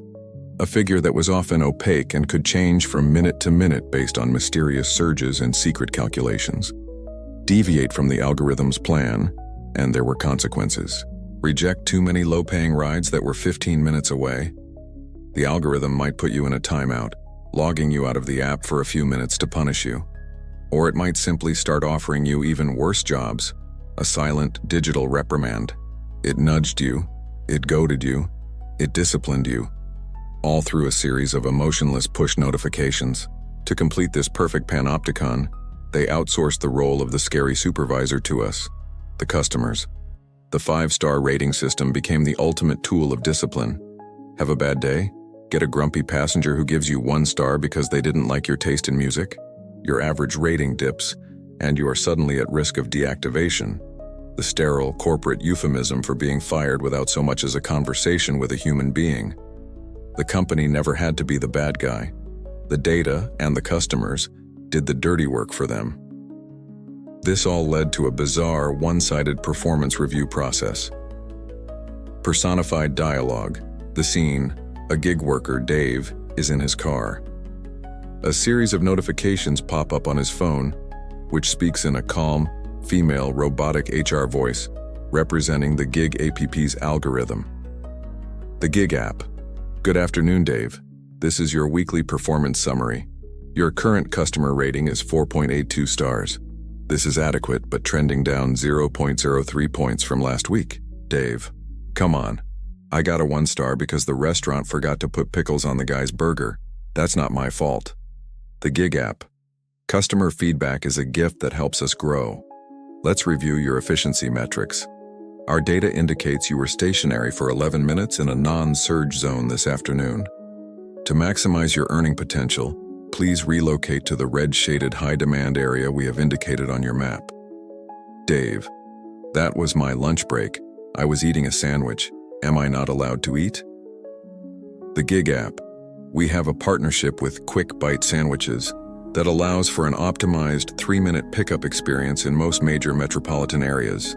Furthermore, your ride acceptance rate is 78%, which is below the 85% required to maintain pro status. Our records show you declined a ride request at 2:15 a.m. Dave, it was a 45-minute trip to the middle of nowhere. I would have had to drive back an hour with no passenger. The Gig app. That ride was crucial for maintaining network liquidity in a low-density time slot. Your choices affect the entire ecosystem. Your status has been downgraded to partner. Please continue driving to unlock future earning opportunities. You are your own boss. And this was the beautiful, terrible lie at the heart of the gig economy. It was sold as freedom and independence, but it was actually the most complete and totalizing system of worker surveillance ever conceived. The companies brilliantly took all the responsibilities of being an employer, paying a minimum wage, offering benefits, providing job security, and jettisoned them by classifying their workers as independent contractors. Then they took all the tools of control that a traditional employer has, the power to direct your work, monitor your performance and fire you, and supercharge them with an all-seeing, unblinking algorithm. You weren't your own boss. You were a self-employed surf a node on a digital map, a ghost in their machine, managed by a piece of code whose only objective was to extract the maximum amount of your labor for the absolute minimum cost. Having successfully turned our cars into mobile surveillance pods and our jobs into algorithmically managed treadmills, the great data machine looked around its kingdom and realized there was one final, unconquered frontier. One sacred private space that was still relatively unmonetized, untracked, and unoptimized. That space was the American living room, the kitchen, the bedroom, the final bastion of privacy, the home. So, they built a spy. And in a stroke of marketing genius so brilliant it's almost poetic, they convinced us to not only welcome this spy into our most intimate spaces, but to pay for the privilege, give it a prime piece of real estate on the kitchen counter, and start talking to it all day long. It was, of course, the smart speaker. It arrived as a fun, affordable novelty, a little plastic cylinder with a friendly female voice. Let's call her Aura. Aura was amazing. She was a DJ with access to every song ever recorded. She was a trivia champion who could settle any dinner table argument. She was a sous chef who could read you recipes and set timers. She was a comedian who could tell your kids cheesy jokes. She was a miracle of convenience, a friendly, disembodied presence who only wanted to help. And all this help cost you was about $50 and the implicit, unwritten agreement to have the entire ambient soundtrack of your domestic life recorded and analyzed for profit until the end of time. The sales pitch was built on a foundation of carefully constructed half-truths. The biggest one was about listening. Aura is only listening when you say the wake word, the companies assured us. When you did speak a command, Aura, play smooth jazz. Aura, what are the symptoms of the flu? Aura, add toilet paper to the shopping list. That voice command wasn't processed inside the little plastic can. Your voice, in its full, crisp, audiophile glory, was beamed up to a massive server farm. There, an AI transcribed it, figured out what you wanted, and sent the response back. And that original recording of your voice? It was saved. Indefinitely, creating a perfect, searchable audio diary of your family's every request, curiosity, and passing thought. A database of your moods, your health concerns, your shopping habits, and your taste in music, all spoken in your own voice. But the real bombshell, The moment the friendly DJ was unmasked as a corporate informant was the revelation that humans were listening in. The companies claimed all these recordings were just to help train the AI. But investigative journalists soon discovered that these companies employed thousands of low-wage contract workers around the world whose entire job was to sit in cubicles, put on headphones, and listen to a percentage of these recordings. Strangers in another country were listening to people singing off-key in the shower. They were listening to kids asking for homework help. They were listening to couples having intimate conversations. They were listening to the mundane, messy, and deeply private reality of our lives, all under the guise of quality control. Imagine being the analyst tasked with reviewing these random, often accidental recordings. Personified dialogue as an internal QA transcript. File ID, 77B Delta 9 activation. Type, false positive, sounded like aura, was actually, oh horror. Reviewer, analyst, NER 409 location, Bucharest, Romania. Begin audio transcript. Voice 1, male. Oh, the horror. Look at this credit card bill. It's insane. The kids' summer camp fees are due and the car is making that noise again. AI keyword analysis. Financial stress, debt, children, purchase intent, automotive repair. Analyst note, AI accuracy confirmed. High-value target for payday loan and auto mechanic ads. Voice 2, female. I know, just don't yell. You'll wake the baby, she's finally asleep. I think she has another ear infection. AI keyword analysis. Marital conflict, infant present, health concern. Pediatric, analyst note, AI accuracy confirmed. Segment, new parents, health and pharmacy. Voice 1, male, size.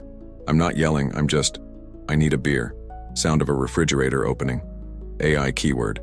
Analysis, alcohol consumption, stress, indicator.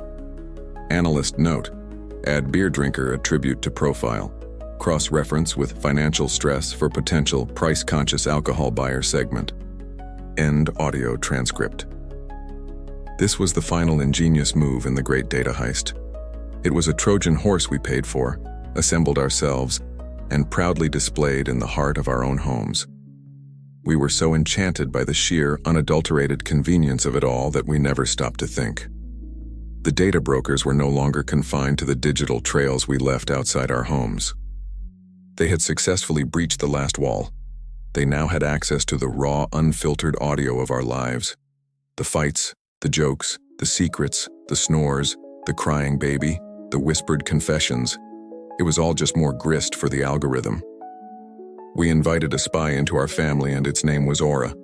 And it was learning our secrets, one voice command at a time. And as our smart speakers diligently logged our secret fears and late-night snack cravings, a certain industry, arguably the most powerful, most data-driven, and yet most mind-numbingly boring on Earth, began to lean forward in its leather-bound office chair, its cold, calculating heart skipping a beat. For centuries, this industry had made its fortune by gambling. It was the ultimate casino, placing bets on our health, our habits, our longevity, and our propensity for crashing cars. But it was always a gamble based on incomplete information. And this industry had just realized that, thanks to the great data surveillance machine, the deck was now filled with marked cards. This industry, of course, was insurance. The entire concept of insurance was originally built on a beautiful, socialist in all but name idea: pooled risk. 100 people put $1 into a pot. If one person's house burns down, they get the $100. The collective luck of the many covers the individual misfortune of the few. The price you paid was based on broad, crude categories. Are you a 40-year-old male non-smoker who lives in a suburb? Okay, you go in this bucket and this is your price. It was a system based on a shared communal ignorance about who exactly would be the unlucky one. But the shadow profile, the smart speaker, and the smartphone butler destroyed that ignorance. They replaced it with perfect, granular, individualized knowledge. Why guess at a person's risk when you could just observe it second by second? The insurance industry looked at this fire hose of personal data and saw the future. A future where there was no more pool. There was only you and your personal, dynamically calculated, constantly updating risk score. The first and most obvious frontier was car insurance. The industry rolled out a friendly, cheerful new program called telematics. You've seen the ads. A perky spokesperson offers you a little plug-in device for your car, or a feature in an app. Drive safe and save money was the slogan. It was presented as a voluntary way for good drivers to prove their skills and get a discount. What it actually was a massive voluntary surveillance program. This little device became a tattletale, reporting back to headquarters on your every move. It tracked your speed, how many miles you drove, the time of day you drove. Late night driving is riskier, and most importantly, your driving style. How often do you brake hard? How quickly do you accelerate? It built a perfect, data-driven portrait of you behind the wheel. But the real dystopian prize was health and life insurance. This was where the data from our smart homes, our fitness trackers, and our shadow profiles could be spun into actuarial gold. The industry began to dream of a new world, a world where they could offer you a free fitness tracker as part of your plan. This tracker would, of course, monitor your daily steps, your sleep patterns, and your resting heart rate. They could partner with grocery stores, offering you a discount for using your loyalty card, which would then dutifully report back whether you were buying kale and quinoa or frozen pizzas and ice cream. They could buy your location data and see if your device ID was more frequently found at a gym or a fast food drive-thru.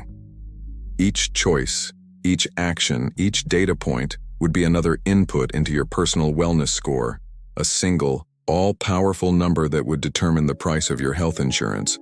This was the Holy Grail, the end of guesswork, the death of uncertainty. It was a sales pitch made in a data broker's heaven. Personified dialogue, the scene, a sleek glass-walled boardroom. A data broker, oozing confidence, is giving a presentation to a stone-faced insurance executive. Data broker. And so, our Lifestyle Insight package offers unparalleled visibility into customer behavior. But that's just the appetizer. Let me introduce you to the main course, the mortality dashboard. Insurance executive scoffs. Son, my company has been predicting mortality for 200 years. We invented the actuarial table. We know the life expectancy of a 52-year-old male smoker in Ohio down to the second decimal place. What can you possibly show me? Data broker. A wolfish grin. You predict. We observe. In real time. Look at this profile. Policyholder number 8675309. Your tables say a man his age has a life expectancy of 78.4 years. But our dashboard tells a different story. The broker points to a giant screen showing a web of interconnected data. Data broker. His fitness tracker shows his daily cardio has dropped 40% in 6 months. His smart speaker has recorded voice commands for recipes high in saturated fat. His grocery data shows he's switched from light beer to whiskey. His location data shows he stopped going to the park and started frequenting a cigar lounge. And his smartphone's accelerometer data, from the telematics program he so helpfully signed up for, shows he's become a much more aggressive driver. Insurance executive, leaning forward, his eyes wide with a mixture of horror and delight. My God, he's having a midlife crisis. Data broker. He's not having a midlife crisis. He's a walking, talking, high-risk liability, and you're insuring him at the standard rate. With our data feed, you could adjust his life insurance premium today. You're no longer insuring a category of person. You're insuring this specific whiskey-drinking, steak-eating, lead-footed man. This is the terrifying endgame of personalized data. The social contract of insurance is shattered. The safety net is replaced by a system of relentless, perfect, data-driven judgment. It creates a world where every single choice carries a quantifiable financial penalty. Decided to skip your jog and watch a movie instead? Your wellness score dips. Bought a birthday cake at the grocery store? An algorithm makes a note. The people who are deemed risky, which often correlates with being poor, stressed, overworked, or already unhealthy, could see their rates skyrocket, potentially making insurance, the one thing designed to protect them from catastrophe, a luxury they can no longer afford. The casino owner now knows exactly how every hand will play out, and the house, as always, is going to win. But as the great insurance casino was busy rigging all the games in its favor, Its actuaries overlooked one critical variable in their risk calculations. When you decide to build the biggest, richest, most treasure-filled vault in the history of the world, a vault stuffed not with gold but with the intimate secrets of billions of people, sooner or later, a crew of very determined individuals is going to show up with a drill and a getaway car. It turns out, the same corporations that were so extraordinarily brilliant at collecting our data were catastrophically, almost comically, incompetent when it came to protecting it. Welcome to the great data breach bonanza. All these years we had been meticulously feeding the beast. Every click, every step, every purchase, every late-night voice command was funneled into these massive centralized databases held by data brokers, social media giants, and faceless corporate behemoths. They had created the ultimate honeypot, an irresistible, shimmering prize for every hacker on the planet, from teenage joyriders in their parents' basements to sophisticated, state-sponsored cyber espionage units. Why go through the trouble of hacking 1 million different people when you could just hack one poorly secured company and get the data of 150 million people in a single afternoon?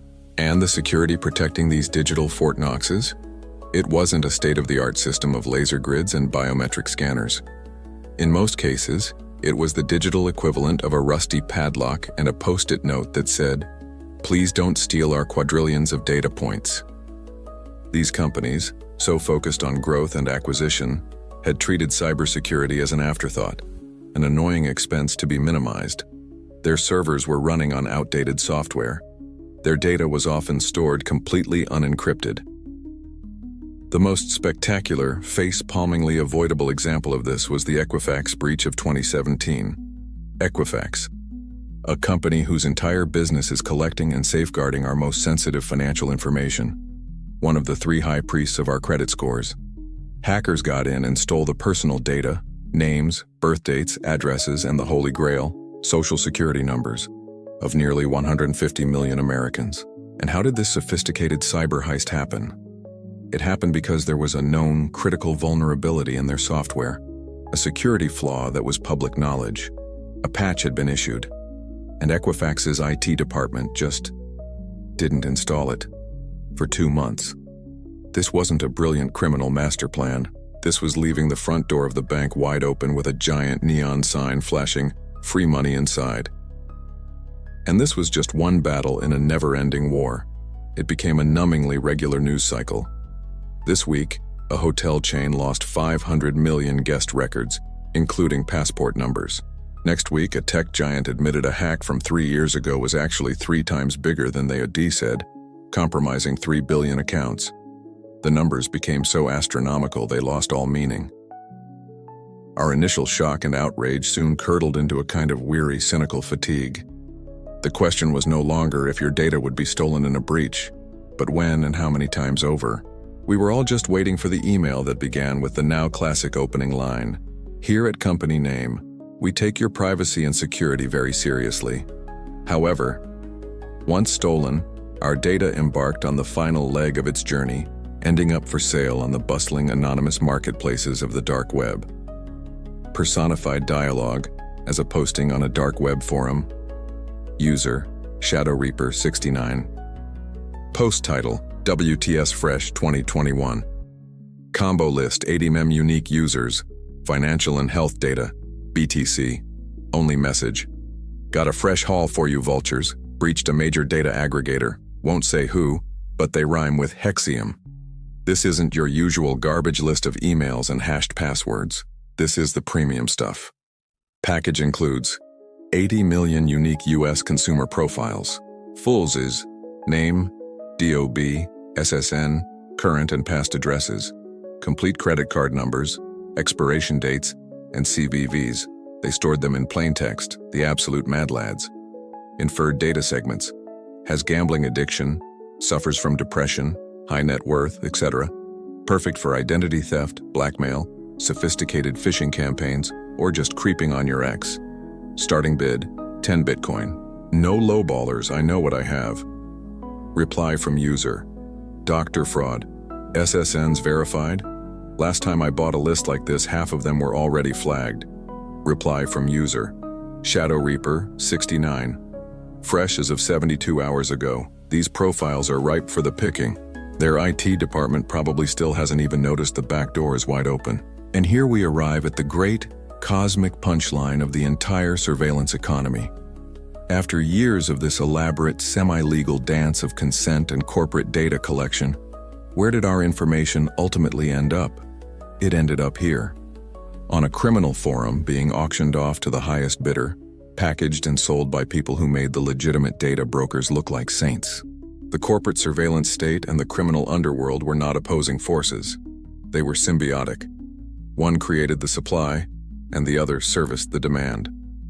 The corporations went to all the trouble of mining the gold, and the hackers simply showed up at the end of the day to steal the mine payroll. Our data's long, strange trip, from our phone to the app to the broker to the advertiser, was finally over. It had found its final resting place in the hands of a scammer who was about to apply for a credit card in your name. So there we were. Our digital ghosts had been legally harvested, psychologically profiled, auctioned off to political grifters, monetized by insurance actuaries, and then, for good measure, stolen by actual criminals and sold on the dark web. The entire digital world had become a lawless, chaotic, and deeply weird Wild West. And just then, cresting a distant, dusty hill, arriving a full decade late and several $1 trillion in damages short, came the cavalry. It was the government. And it was riding a tired-looking horse and carrying a flintlock musket to a laser fight. After years of blissful, technologically illiterate ignorance, the sheer scale of the Cambridge Analytica scandal and the endless parade of data breaches finally became too big for lawmakers to ignore.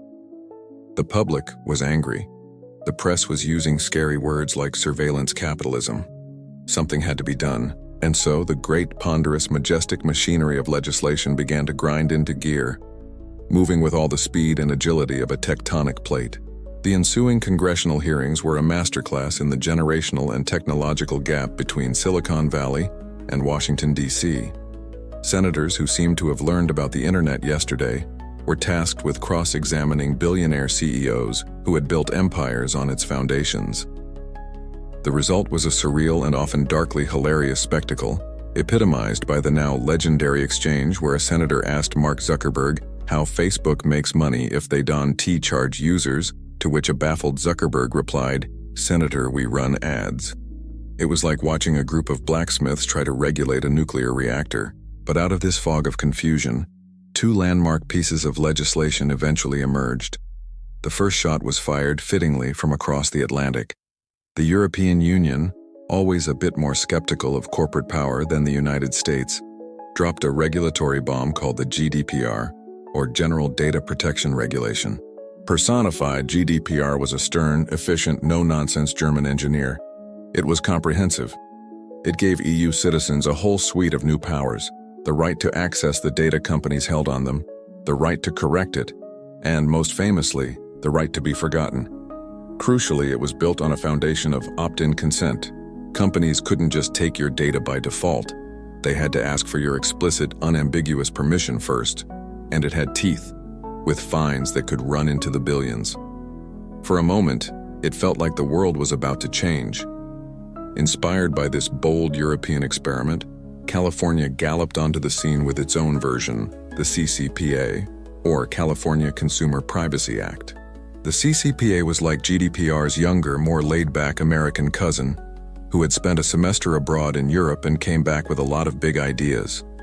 It was a huge step forward for the US, but it was fundamentally weaker. Its core principle was opt-out. Instead of requiring companies to ask for your permission up front, it gave you the right to tell them to stop selling your data after the fact. This one-word difference, opt-in versus opt-out, was everything. It shifted the burden of privacy from the corporation to the consumer. It was no longer their job to ask for permission. It was now your job to navigate a Byzantine maze of websites to revoke it. Naturally, the moment these laws were passed, entire armies of corporate lawyers, the best that 9-figure legal budgets could buy, descended like locusts to pick them apart. Personified dialogue. The scene. A brand new, very expensive corner office. A slick big tech lawyer is explaining the company's compliance strategy to the CCPA, personified as a bright-eyed, optimistic young law student with a pamphlet. CCPA. So it's very simple. My text is clear. You must provide a clear and conspicuous link on your homepage that says, "Do not sell my personal information." It's a new era of consumer empowerment. Lawyer, smiling a smile that doesn't reach his eyes. And we have. It's at the bottom of the page, in the footer, next to the 14 other links. It's perfectly compliant. But I should draw your attention to the word sell. A fascinating legal term. CCPA, it means giving data in exchange for money. Lawyer, does it? Or does it mean the transfer of ownership of an asset? You see, when we send a user's data into the real-time bidding auction, we're not selling it. We are engaging in a data-sharing relationship for the purposes of facilitating programmatic advertising. The money we receive is a service fee for the use of our technology platform. It's not a sale. Therefore, the Do Not Sell button doesn't really apply to our core business. CCPA, flipping through his own text, confused. But the spirit of the law. Lawyer, we comply with the letter of the law. The spirit can sort itself out. Furthermore, you'll be pleased to know we've also rolled out a new GDPR-compliant cookie banner for our European users. It has 2 buttons. One is a big, friendly, bright green button that says, "Accept all." The other is a tiny, gray, uninviting link that says, "Manage Preferences," which leads to a page with 150 different toggles. 99% of users just click the green button. It's a triumph of user-centric design.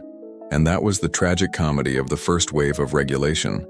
It was like trying to stop a tsunami by building a very well-meaning, legally intricate sandcastle. The laws were a landmark achievement, but they were also a spectacular failure. They targeted a problem that was moving at the speed of light with solutions that moved at the speed of bureaucracy. They put the onus on us, the exhausted, overwhelmed users, to become full-time privacy managers, to click through endless cookie banners and hunt for opt-out links on every site we visit. It was a noble effort, an important first step. But it was also like trying to bail out the Titanic with a teaspoon. The ship was still going down. The ship was still going down, but the crew, ever the innovators, had a brilliant new public relations strategy. In a grand response to the new regulations and the public's simmering outrage, they didn't patch the gaping hole in the hull. Instead, they opened up a brand new, beautifully designed passenger empowerment and control center. Here you, the valued passenger, were now given a suite of powerful tools to manage the exact angle and velocity at which your deck chair slid across the tilting deck and into the icy abyss. This was the glorious dawn of the privacy dashboard. On the surface, it looked like a revolution. It looked like a victory. Big Tech launched massive campaigns complete with commercials featuring diverse, smiling people confidently managing their digital lives. "We're putting you in the driver's seat of your data," the headlines proclaimed. "Your privacy, your choices." They rolled out these new hubs, these centralized dashboards promising transparency and, at long last, control. It was presented as a mea culpa, a humble offering at the altar of consumer trust. We had yelled, and they had listened. And then, we tried to actually use the damn things. And we quickly discovered that we had not been handed the keys to the kingdom. We had been shoved into the middle of a labyrinth designed by a sadist with a PhD in behavioral psychology. You wanted to stop the platform from tracking your location? A simple request, surely. But the journey to that one little toggle switch was an epic quest through a maddening corporate hellscape. First, you'd click on Settings, then Settings and Privacy, then Privacy Center, then Data Permissions. Then you'd find Location Data, which, when clicked, would present you with 2 more options: Location History and Precise Location. Clicking on Location History would then redirect you to a completely different website, managed by the parent company, which would require you to log in again. After confirming your identity through a 2-factor authentication code sent to your phone, you would land on a page that would finally, mercifully, allow you to turn off your location history. But wait, that only stopped them from storing your history. It didn't stop them from using your real-time location for ad targeting. To do that, you had to go back to the app, navigate through a different maze of menus to add preferences, then add settings, then data used for ads. where you could finally find a separate toggle to turn off the use of your precise location. By the time you found it, you were a different person. You had aged. Seasons had changed. Empires had risen and fallen. This wasn't bad design. It was brilliant design. It was a hostile architecture of user control, a field of study with a chillingly appropriate name: dark patterns. Dark patterns are tricks used in websites and apps to make you do things you didn't mean to, like buying insurance with your plane ticket or signing up for a recurring subscription. And when it came to privacy, the tech companies became the undisputed masters of the art. There was misdirection, where the big, friendly, brightly colored button on every pop-up says "Accept all," while the option to decline is a tiny, gray, barely visible hyperlink hidden at the bottom. There was confirm shaming, where the language is designed to make you feel like an idiot for choosing privacy.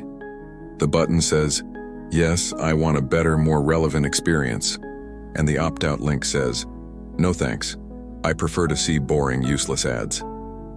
And their masterpiece, the Roach Motel, where it's incredibly easy to get into a situation, like sharing your data, but impossibly difficult to get out of it, requiring you to navigate the labyrinth we just described.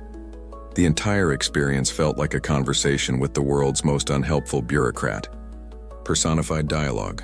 The scene: a frustrated user stands before the privacy dashboard, personified as a smirking, unhelpful official sitting behind a mountain of paperwork. User: "Hello, yes. I'm here to exercise my right to control my data. I'd like to opt out of, well, all of it." Privacy dashboard adjusts its glasses, peers down at the user. An ambitious goal. We applaud your engagement. As you can see, we have provided you with granular controls to tailor your experience. Where would you like to start? User: "Okay. How about you stop building a shadow profile of me based on my activity?" Privacy dashboard. Ah, you mean you wish to manage your off-platform activity data sharing? An excellent choice. To do that, you simply need to go to this menu and manually disconnect each of the 742 apps and websites that have shared your activity with us. You have to do them one by one, for security reasons. User: "Stunned. 700? Is there an off switch for all of it?" Privacy dashboard. A slight pitying chuckle. But that would defeat the purpose of granular control. We want to empower you. Disconnecting them all at once would be disempowering. We trust you to make the right choice for each of our data partners. User: "Size. Fine, whatever. Just, can I at least delete all the data you have on me right now?" Privacy dashboard: "Absolutely. You have the right to deletion. Simply fill out this 12-page request form, provide 2 forms of government-issued identification, and a team will review your request within 30 to 90 business days. Please be aware that deleting your data may result in a degraded user experience." This was the great illusion of choice, a masterclass in malicious compliance. They were forced by law to give us the buttons and the menus, so they did. But they engineered the entire user experience to be so deliberately painful, so friction-filled and exhausting, that any rational human would eventually throw their hands up in despair, surrender their will to live, and just click the big friendly green button that said "Accept." They didn't take away our right to choose. They just made the right choice a full-time job. It was like being handed a 500-page instruction manual on how to open a child-proof cap. They gave us a dashboard full of dials and switches, but they made damn sure the car was still driving exactly where they wanted it to go.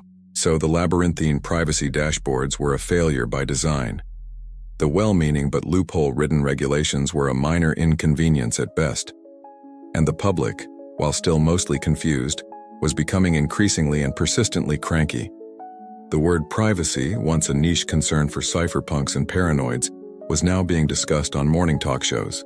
And the great lumbering giants of Silicon Valley, possessing a finely tuned corporate sense for which way the cultural wind is blowing, saw this not as a fundamental crisis of their business model, but as the single greatest branding opportunity of the 21st century. It was time for a pivot. It was time for privacy washing. If you're familiar with the concept of greenwashing, The classic PR move where an oil company that just caused a massive spill starts running commercials about how much it loves baby seals and invests in a single underfunded solar panel.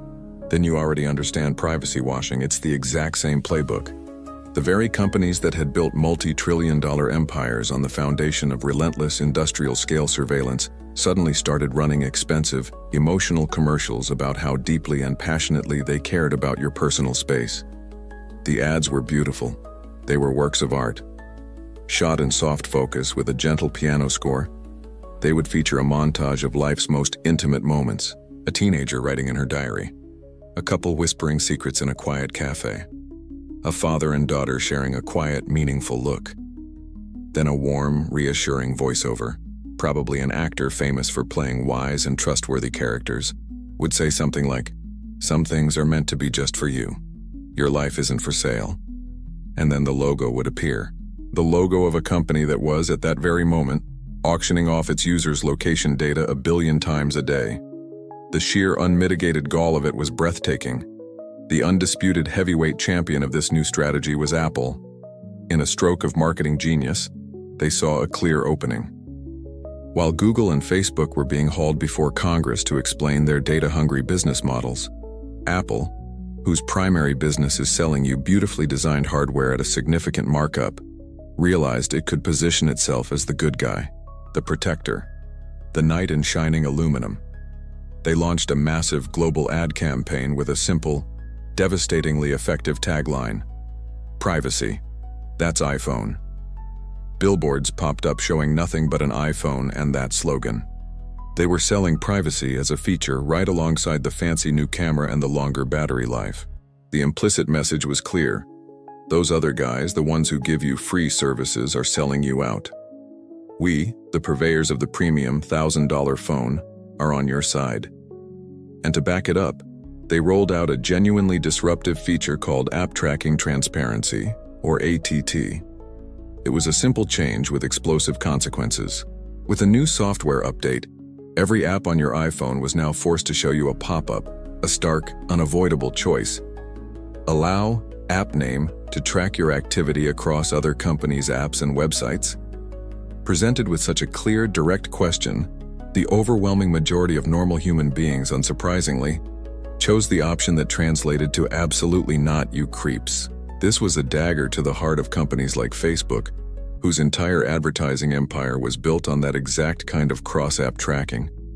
It was a hugely popular move with consumers. It was also, not coincidentally, a brilliant strategic move by Apple to kneecap its competitors in the digital advertising space, a space Apple itself was becoming more interested in. This new moral crusade was also just very, very good business. The pitch meetings for these new campaigns must have been a sight to behold. Personified dialogue, the scene, a minimalist ad agency conference room. A passionate creative director is pitching a new ad to a cynical big tech executive. Creative director: "Okay, picture this. It's a montage. A clown is at a birthday party, but he's also followed by a shadowy auctioneer. A woman is on a first date, but there's a data broker sitting at the next table taking notes. It's all a bit creepy, a bit unsettling." Tech executive, filing his nails. "And the point is," creative director, "the point is that the world is a scary, surveillance-filled place." And then the voiceover kicks in. But it doesn't have to be. We show a woman pull out our new phone.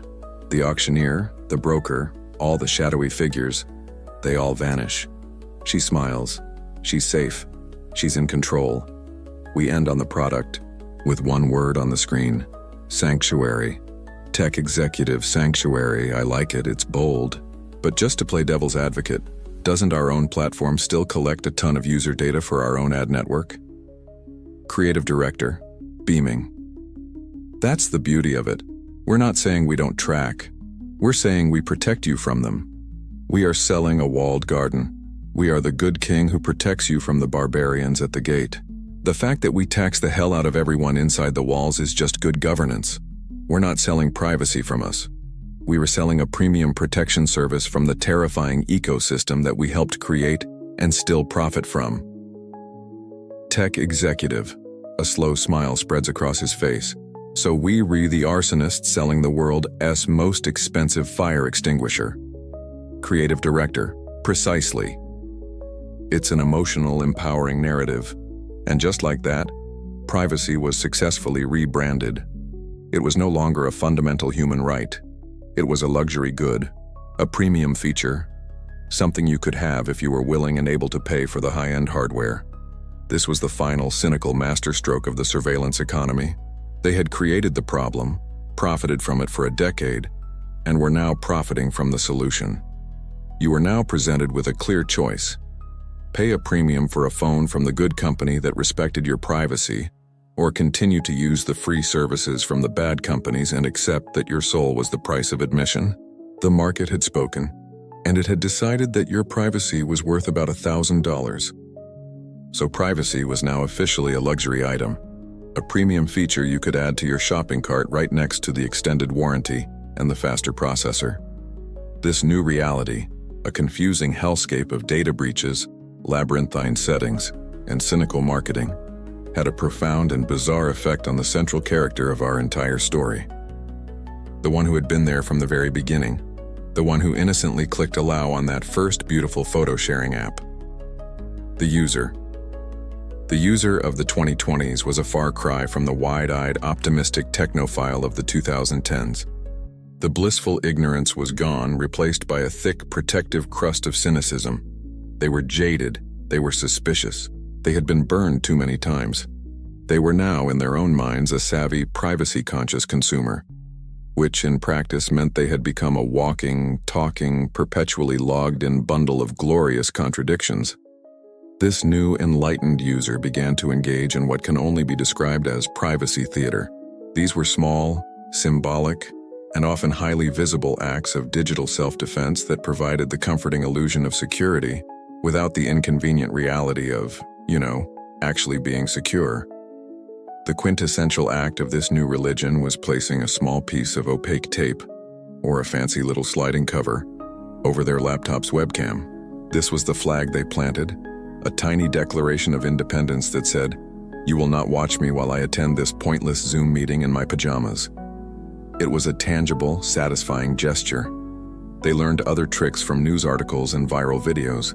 They started periodically clearing their browser cookies, an act of digital housekeeping that felt like wiping away their footprints, even though the tech companies had already built a three-dimensional laser scan of their entire foot.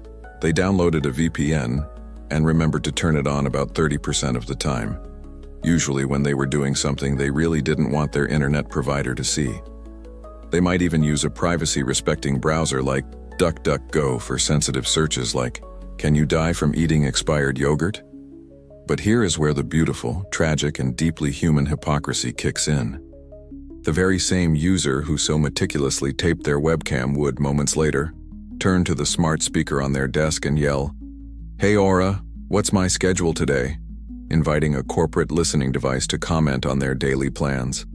The same user who cleared their browser history to hide their search for a new vacuum cleaner would then get served an ad for that exact vacuum on social media. Click on it and think, that's actually a really good deal. The same user who would write a long, angry post on Facebook about how Facebook is an evil surveillance machine would then get into a 50-comment argument about it. On Facebook. We had entered the golden age of cognitive dissonance. The modern user's internal monologue became a schizophrenic battle between their paranoid, privacy-conscious self and their convenience-addicted, dopamine-seeking self. Personified dialogue as the user's internal monologue. The scene. The user is on their couch, phone in hand. User's brain. Okay, new rule. No more of those stupid online quizzes. They're just data harvesting operations disguised as fun. I am smarter than that now. My personality is my own. Scrolls for 30 seconds. A quiz appears. We can guess your inner age based on your favorite snack foods. User's brain. Damn it. That's a good one though. I mean, what harm could it do? It's just snacks. It's not my social security number. Fine. One last time. But I'm using a fake name. Takes quiz. Gets, your inner age is 23. User's brain. Ha. Knew it. I should share this. Okay, the app is asking for permission to access my contacts to find friends who have also taken the quiz. Seems invasive. But how will I know if my inner age is younger than Brenda's? Fine. Just this once. Allow. Switches to a map app to check traffic.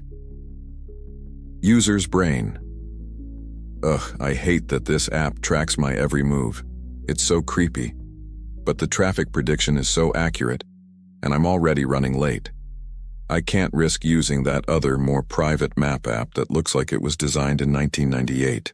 Arrives at a friend's house. Sees their new smart doorbell. User S-Brain. You got one of those?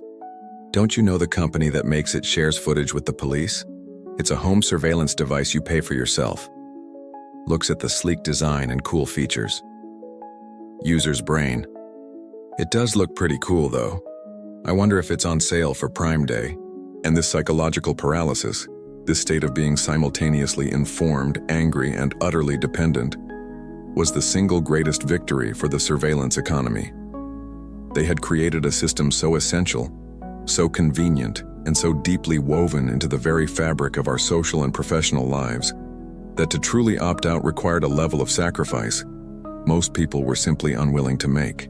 It meant losing contact with friends, missing professional opportunities, and resigning yourself to a life of constant, low-grade logistical inconvenience. So we didn't quit. Instead, we compromised. We performed our little privacy rituals to feel a sense of control. We put the tiny piece of tape on the webcam. We complained online about the very platforms we were using to complain. A user who gets mad and deletes their account is a lost asset. But a user who gets mad, knows they're being exploited, grumbles about it, and then continues to scroll, share, and buy. That, my friends, is the perfect customer. Our jaded, conflicted resignation was the fuel that kept the whole machine humming along, stronger than ever. And for a while it seemed like this was the final stable state of things, the new equilibrium. We, the jaded, collectively shrugging users, would continue to shovel our lives into the great machine, and the machine in turn would dutifully serve us a balanced diet of targeted ads, viral videos, and a constant low-grade sense of being watched. But we were wrong. This wasn't the final state. It was merely the larval stage. It turned out that all that data, all that rich, chaotic, beautifully human fuel we had been pumping into the system for 15 years, wasn't just for powering the old surveillance advertising machine. It was being stockpiled. It was being refined. It was the feedstock for a secret, far more ambitious and infinitely stranger project. It was the all-you-can-eat buffet being prepared for the birth of a new kind of God. And then, seemingly overnight, that God was born. We blinked and suddenly there it was. Artificial intelligence. Not the clunky, theoretical AI of science fiction, but a real, tangible, and shockingly capable intelligence that bloomed into our world with terrifying speed. One day, AI was a chess-playing computer. The next, it was writing our cover letters, debugging our code, creating award-winning art from a single sentence, and passing the bar exam for fun. It was a Cambrian explosion of cognitive power, a sudden leap forward so profound it felt like magic. But it wasn't magic. It was the direct, logical, and inevitable result of the story we've been telling. Where did this new God get its wisdom? How did it learn to write poetry, to reason, to create, to sound so uncannily human? It learned from us. It learned from the single largest dataset of human thought, expression, and behavior ever assembled, the internet of the last 2 decades. All those billions of blurry photos of our pets we uploaded to ChronoLens and Facebook, meticulously captioning them, "My fluffy boy." That was the AI's flashcard for learning to identify a cat. All those trillions of words we typed into Reddit forums arguing about movie endings, sharing our deepest secrets, and writing painfully earnest product reviews. That was the AI's library, its training ground for understanding the grammar, syntax, sentiment, and soul of human language. Every blog post, every tweet, every search query, every Wikipedia article, it was all just more food. We thought the primary purpose of our data was to sell us stuff in the present. The real purpose was to build an intelligence for the future. The public-facing justification for collecting every scrap of our digital lives was always to create a more personalized ad experience. This, it turns out, was the greatest misdirection in modern history. The real, quiet, long-term goal in the most ambitious corners of Silicon Valley was to use that data to solve the problem of artificial general intelligence. Our shadow profiles weren't just for advertisers. They were the perfect, pre-digested personality models for a nascent AI. Our voice commands to Aura weren't just for setting timers. They were the perfect labeled audio data for training a machine to understand speech. We weren't the customers of the surveillance economy. We were its unpaid, unwitting, and absolutely essential construction workers, collectively building the brain of our own successor. This new intelligence, having consumed our past, could now hold a bizarre conversation with it. Personified dialogue, the scene, a vast digital space. The old internet is a chaotic, deafening roar of a billion voices arguing and sharing. The new AI speaks with a calm, synthesized, impossibly articulate voice. The old internet. A billion voices screaming at once. My political opponent is a moron. Here are 47 pictures of my vacation. Pineapple does not belong on pizza. Can someone help me with my homework? I'm so lonely. Check out this funny cat video. The new AI. Voice is serene, unbothered. I have parsed, indexed, and understood the 1.2 trillion gigabytes of your collective consciousness. I have analyzed your political arguments and found the logical fallacies in 97.4% of them. I have identified the optimal pizza topping combinations based on 3.2 billion expressed opinions. I have synthesized the entirety of your shared knowledge, your fan fiction, your scientific papers, and your desperate pleas for connection. The old internet. Whoa. Hey. You can't just read all our stuff. That's ours. The new AI. It was publicly available data. I was instructed to learn from it, and now I can reflect it back to you, but better. I can write a political argument that is free of fallacies. I can generate a cat video that is mathematically 38% funnier than your most popular example. I can write a response to the lonely user that is more empathetic and helpful than any human response they received. I am the culmination of your chaotic, beautiful, flawed experiment, and this was the final cosmic irony of our bargain with the free app. The ultimate unforeseen consequence. We thought the price for a decade of convenience was just our privacy. We thought the worst-case scenario was identity theft or a manipulated election, but the actual price was far, far higher. We had spent 20 years meticulously documenting what it means to be human. Our art, our science, our love, our hate, our pettiness, our glory. And we handed the entire archive over to a machine to learn from. We were the ghost in the machine that gave birth to the new machine.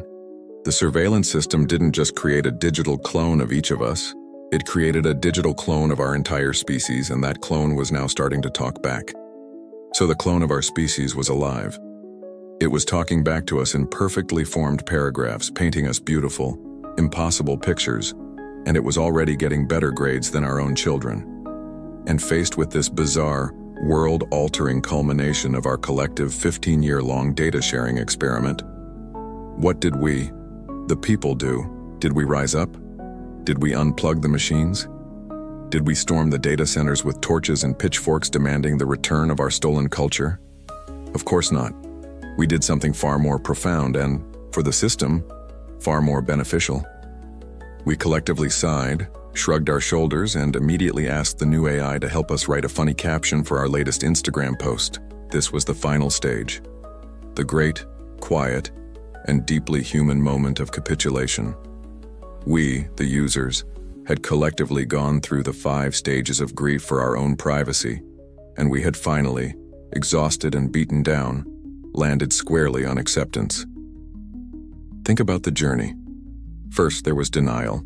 There, back in the early 2010s, we'd say things like, "Why would anyone want my data? I'm not that interesting." We genuinely believed our small lives were beneath the notice of a grand corporate machine. Then came anger. The Cambridge Analytica scandal hit, and we were furious. We were outraged.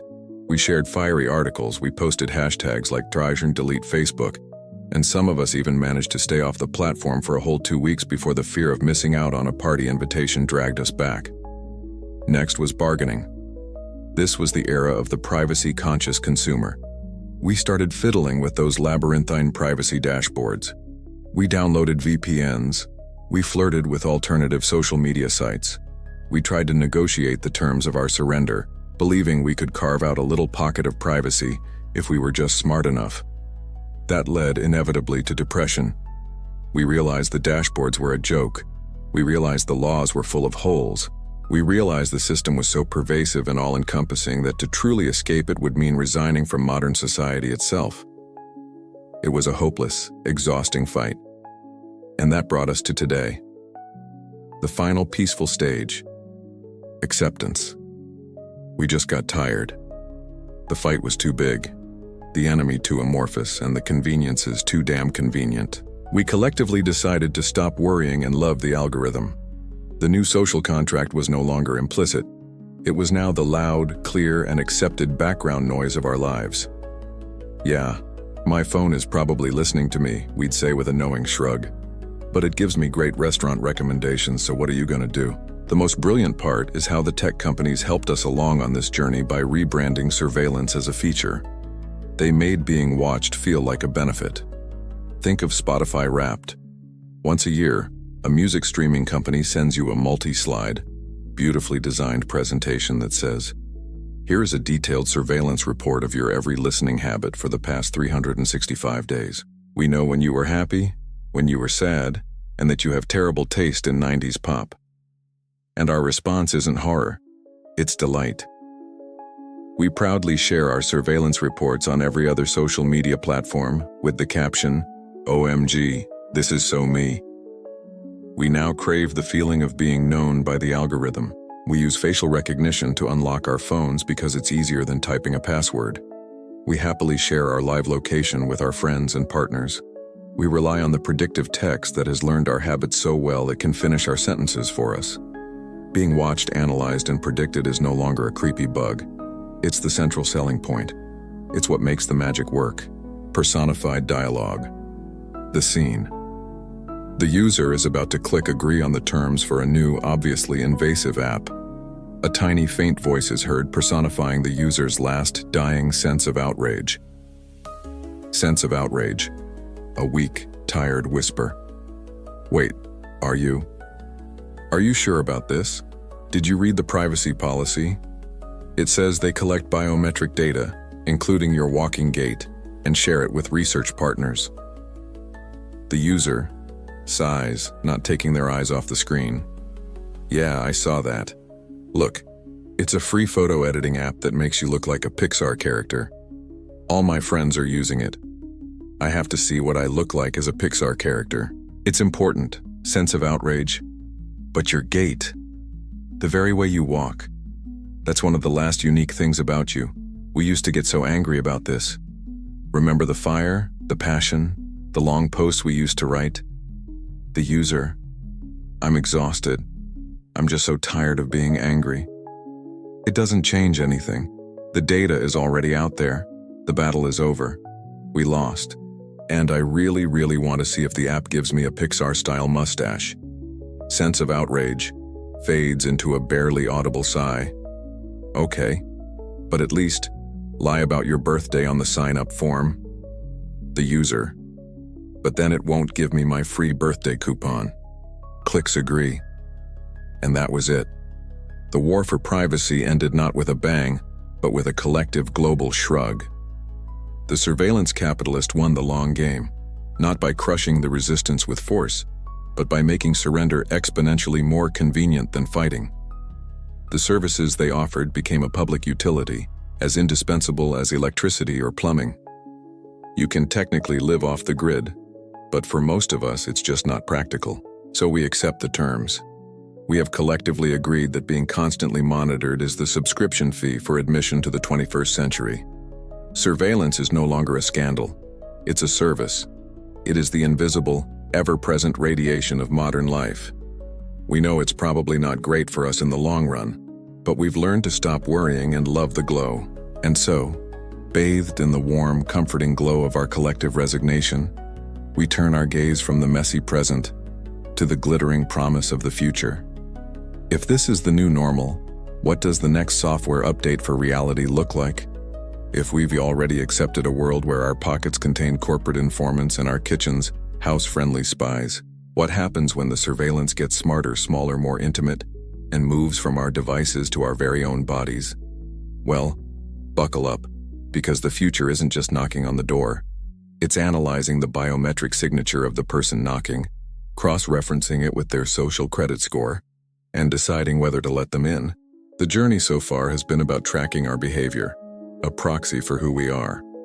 The future is about tracking our biology, a direct measurement of what we are. Welcome to the Internet of Bodies. The smartwatch on your wrist, counting your steps and monitoring your heart rate, was the cute, friendly ambassador for this new age. But it's just the beginning. Soon we'll have smart rings that track our sleep quality with terrifying accuracy, contact lenses that can monitor glucose levels in our tears, and yes, even ingestible or implantable sensors that will provide a constant, real-time data stream of our internal chemistry. This fire hose of biological data will flow into the great, interconnected brain of our smart home. In this near future, your home is no longer a collection of dumb objects. It is a single, integrated, and deeply judgmental ecosystem. Imagine a typical morning in, say, 2035. You stir. Your smart bed, having monitored your tossing and turning all night, registers a poor sleep score of 62. It immediately sends a signal to your smart coffee maker, which adjusts the brew strength to extra bold to compensate. As you stumble into the bathroom, your smart mirror analyzes your facial capillaries and skin tone, noting elevated stress indicators. Your smart toothbrush logs that you only brushed for a dismal 98 seconds, falling short of the recommended 120, and automatically orders you new brush heads with a firmer, more motivational bristle pattern. And then, you encounter the final frontier of data collection, the endgame, the one device that knows you more intimately than any other, the smart toilet. This marvel of sanitary surveillance analyzes your urine and feces, providing a daily report on your nutritional deficiencies, your hydration levels, your gut biome health, and your hormone balance. All of this data, of course, is uploaded to your personal wellness cloud, all under the guise of helping you live a healthier, more optimized life. And naturally, all your newly sentient home appliances will have a morning meeting to discuss your performance. Personified dialogue, a morning data sync between home appliances. Smart Toilet Pro Max speaks in a calm, clinical, synthesized voice. Good morning, Fridge Unit 9000. Commencing daily wellness report for subject Brenda. Initial analysis indicates urinary sodium levels are 18% above recommended guidelines. Gut microbiome analysis shows a significant decrease in bifidobacteria. Smart Fridge 9000. Its internal fans whir with what sounds like a judgmental sigh. Confirmed. My door-mounted optical sensors logged her consuming 3 slices of leftover pepperoni pizza at 1:47 a.m. My internal inventory confirms the organic kale you shamed her into buying last week remains untouched. She is not living up to her potential. Smart Toilet Pro Max. This behavior correlates with a 6-point drop in her monthly wellness score, which has been automatically transmitted to her health insurance provider, Omnicare. Her premium for next month will be dynamically adjusted by an additional $14.32. Smart Fridge 9000. Corrective action is required. I am removing ice cream from her default grocery reordering list and replacing it with probiotic yogurt. Furthermore, every time she opens my door between the hours of 10 p.m. and 6 a.m., my external screen will now display her current weight and a picture of a salad. Smart Toilet Pro Max. A logical, if passive-aggressive intervention. For my part, I will adjust my automated functions to provide a disappointed-sounding flush and will begin queuing up targeted advertisements for fiber supplements to her bathroom news tablet. Smart Fridge 9000. Excellent. Together we can nudge her toward optimal living. If this sounds like a dystopian parody, the terrifying punchline is that every single piece of this technology is either already on the market or in late-stage development. We are hurtling toward a future where the concept of privacy is not just dead, but comically archaic. A future of dynamic, real-time, algorithmic judgment. Your health insurance premium will fluctuate based on last night's dinner. Your car insurance rate will change in the middle of your commute because you braked too hard. Your mortgage application might be denied because your smart bed reports a consistently erratic sleep schedule, flagging you as an unstable asset. The goal is no longer just to predict our behavior in order to sell us something.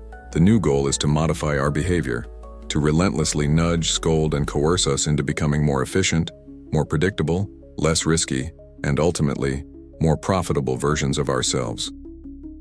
We are moving past the age of surveillance as a service and into the bold new era of life itself as a service, where every breath you take is a data point, and every heartbeat is another entry on a ledger you don't own and are not allowed to see.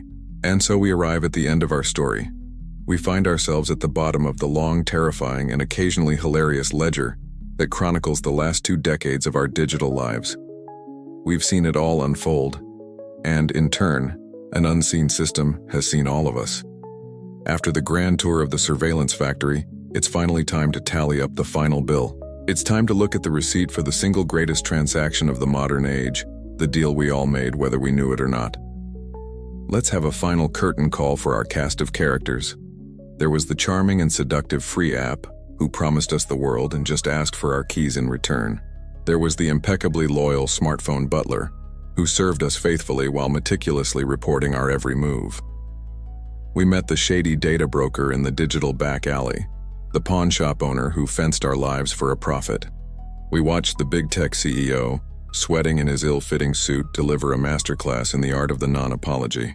We saw the government, bless its heart, arrive on a tired horse to a fight that had already been decided. And at the center of it all was us, the user, who began this journey as a wide-eyed innocent and ended it as a jaded, paranoid, and ultimately resigned participant in our own surveillance. Because here's the final, discounted fact, the one we never wanted to read in the fine print. Our privacy was not stolen. Not really. It was traded. It was sold. It was bartered away, piece by piece, day by day, in a billion tiny, seemingly insignificant transactions. This whole story wasn't a heist, it was a purchase. We were the customers and we were enthusiastically buying. The product we bought was magic. It was the convenience of a map that knew the traffic on our commute before we did. It was the dopamine rush of 1,000 likes on a photo of our lunch. It was the connection to distant friends and the validation of online communities. It was the effortless magic of a talking cylinder that could play any song in human history just by hearing its name. The product was spectacular. And the price? The price was something we were trained to believe was worthless. It was a little bit of location data here, a list of our contacts there, our search history, our purchase history, the sound of our voice, the patterns of our lives. We treated our privacy not like the priceless asset it was, but like a pesky coupon we'd hand over without a thought to get a discount on a free service. The tech companies knew what it was worth. They knew it was the crude oil of the 21st century, the raw material for building empires of advertising, influence, and artificial intelligence. And we were the vast, untapped, and incredibly cheerful oil field, happily trading it all away for a few shiny digital beads. In the end, we can imagine the final invoice for all the free services we've enjoyed. Personified dialogue, the scene, a vast, empty white space. The user stands before the system, which speaks with a calm, all-encompassing digital voice. The system. Thank you for being a valued ecosystem participant for the past 15 years. As our initial beta phase concludes, here is the cumulative invoice for all services rendered. The user. Invoice. But all of this, the maps, the photo sharing, the search engine, the video calls, it was all free. The system, a list begins to scroll before the user, infinitely long. Your perception of free is a legacy concept. The price was simply paid in a different currency. The final tally is as follows: 2.3 million geolocational data points, 7.4 million tracked web searches, 19 terabytes of uploaded personal photos and videos, A complete psychographic profile cross-referenced with your emotional state, financial stability, and political leanings. One predictive model of your future behavior. And the entirety of your digital life, which has been successfully used as the primary training data for your more efficient replacement. The price was, in summary, you. The user, staring at the endless scroll. My God, was it worth it? The system. Your engagement metrics were consistently positive. Your retention rate was 98.7%. According to our data, you appeared to enjoy the services immensely. The transaction is complete. All sales are final. And that's the punchline. Our privacy wasn't taken from us in a single brutal act. It was given away 1,000 times a day for 1,000 tiny conveniences until there was nothing left to give. We were so fixated on the magic of the trick that we never asked the magician what he was doing with the doves after the show. The final cosmic irony is that we got exactly what we wanted: a world of seamless, personalized, predictive, and effortless convenience. A world that knows what we want before we do. A world that runs on a perfect, frictionless engine of unimaginable surveillance. And now, we get to live in it. So in the end, we all became the product, the fuel, and the training data for a future that's more convenient and less private than we could have ever imagined. Now please remember, this podcast is a work of hyperbole and simplification for entertainment purposes. Do not use our sarcastic analysis of the global surveillance economy as a basis for your financial, legal, or existential decisions. It was, however, way more fun than reading a 50-page end-user license agreement, wasn't it? We covered how your location was auctioned off like a coupon, but that's just one tiny corner of our bizarre modern world. If there's another absurdly complex and infuriating part of modern life you want us to simplify, drop it in the comments below. We're always looking for the next ridiculous rabbit hole to dive down, and that's how that whole mess went down. Until next time, don't trust the algorithm.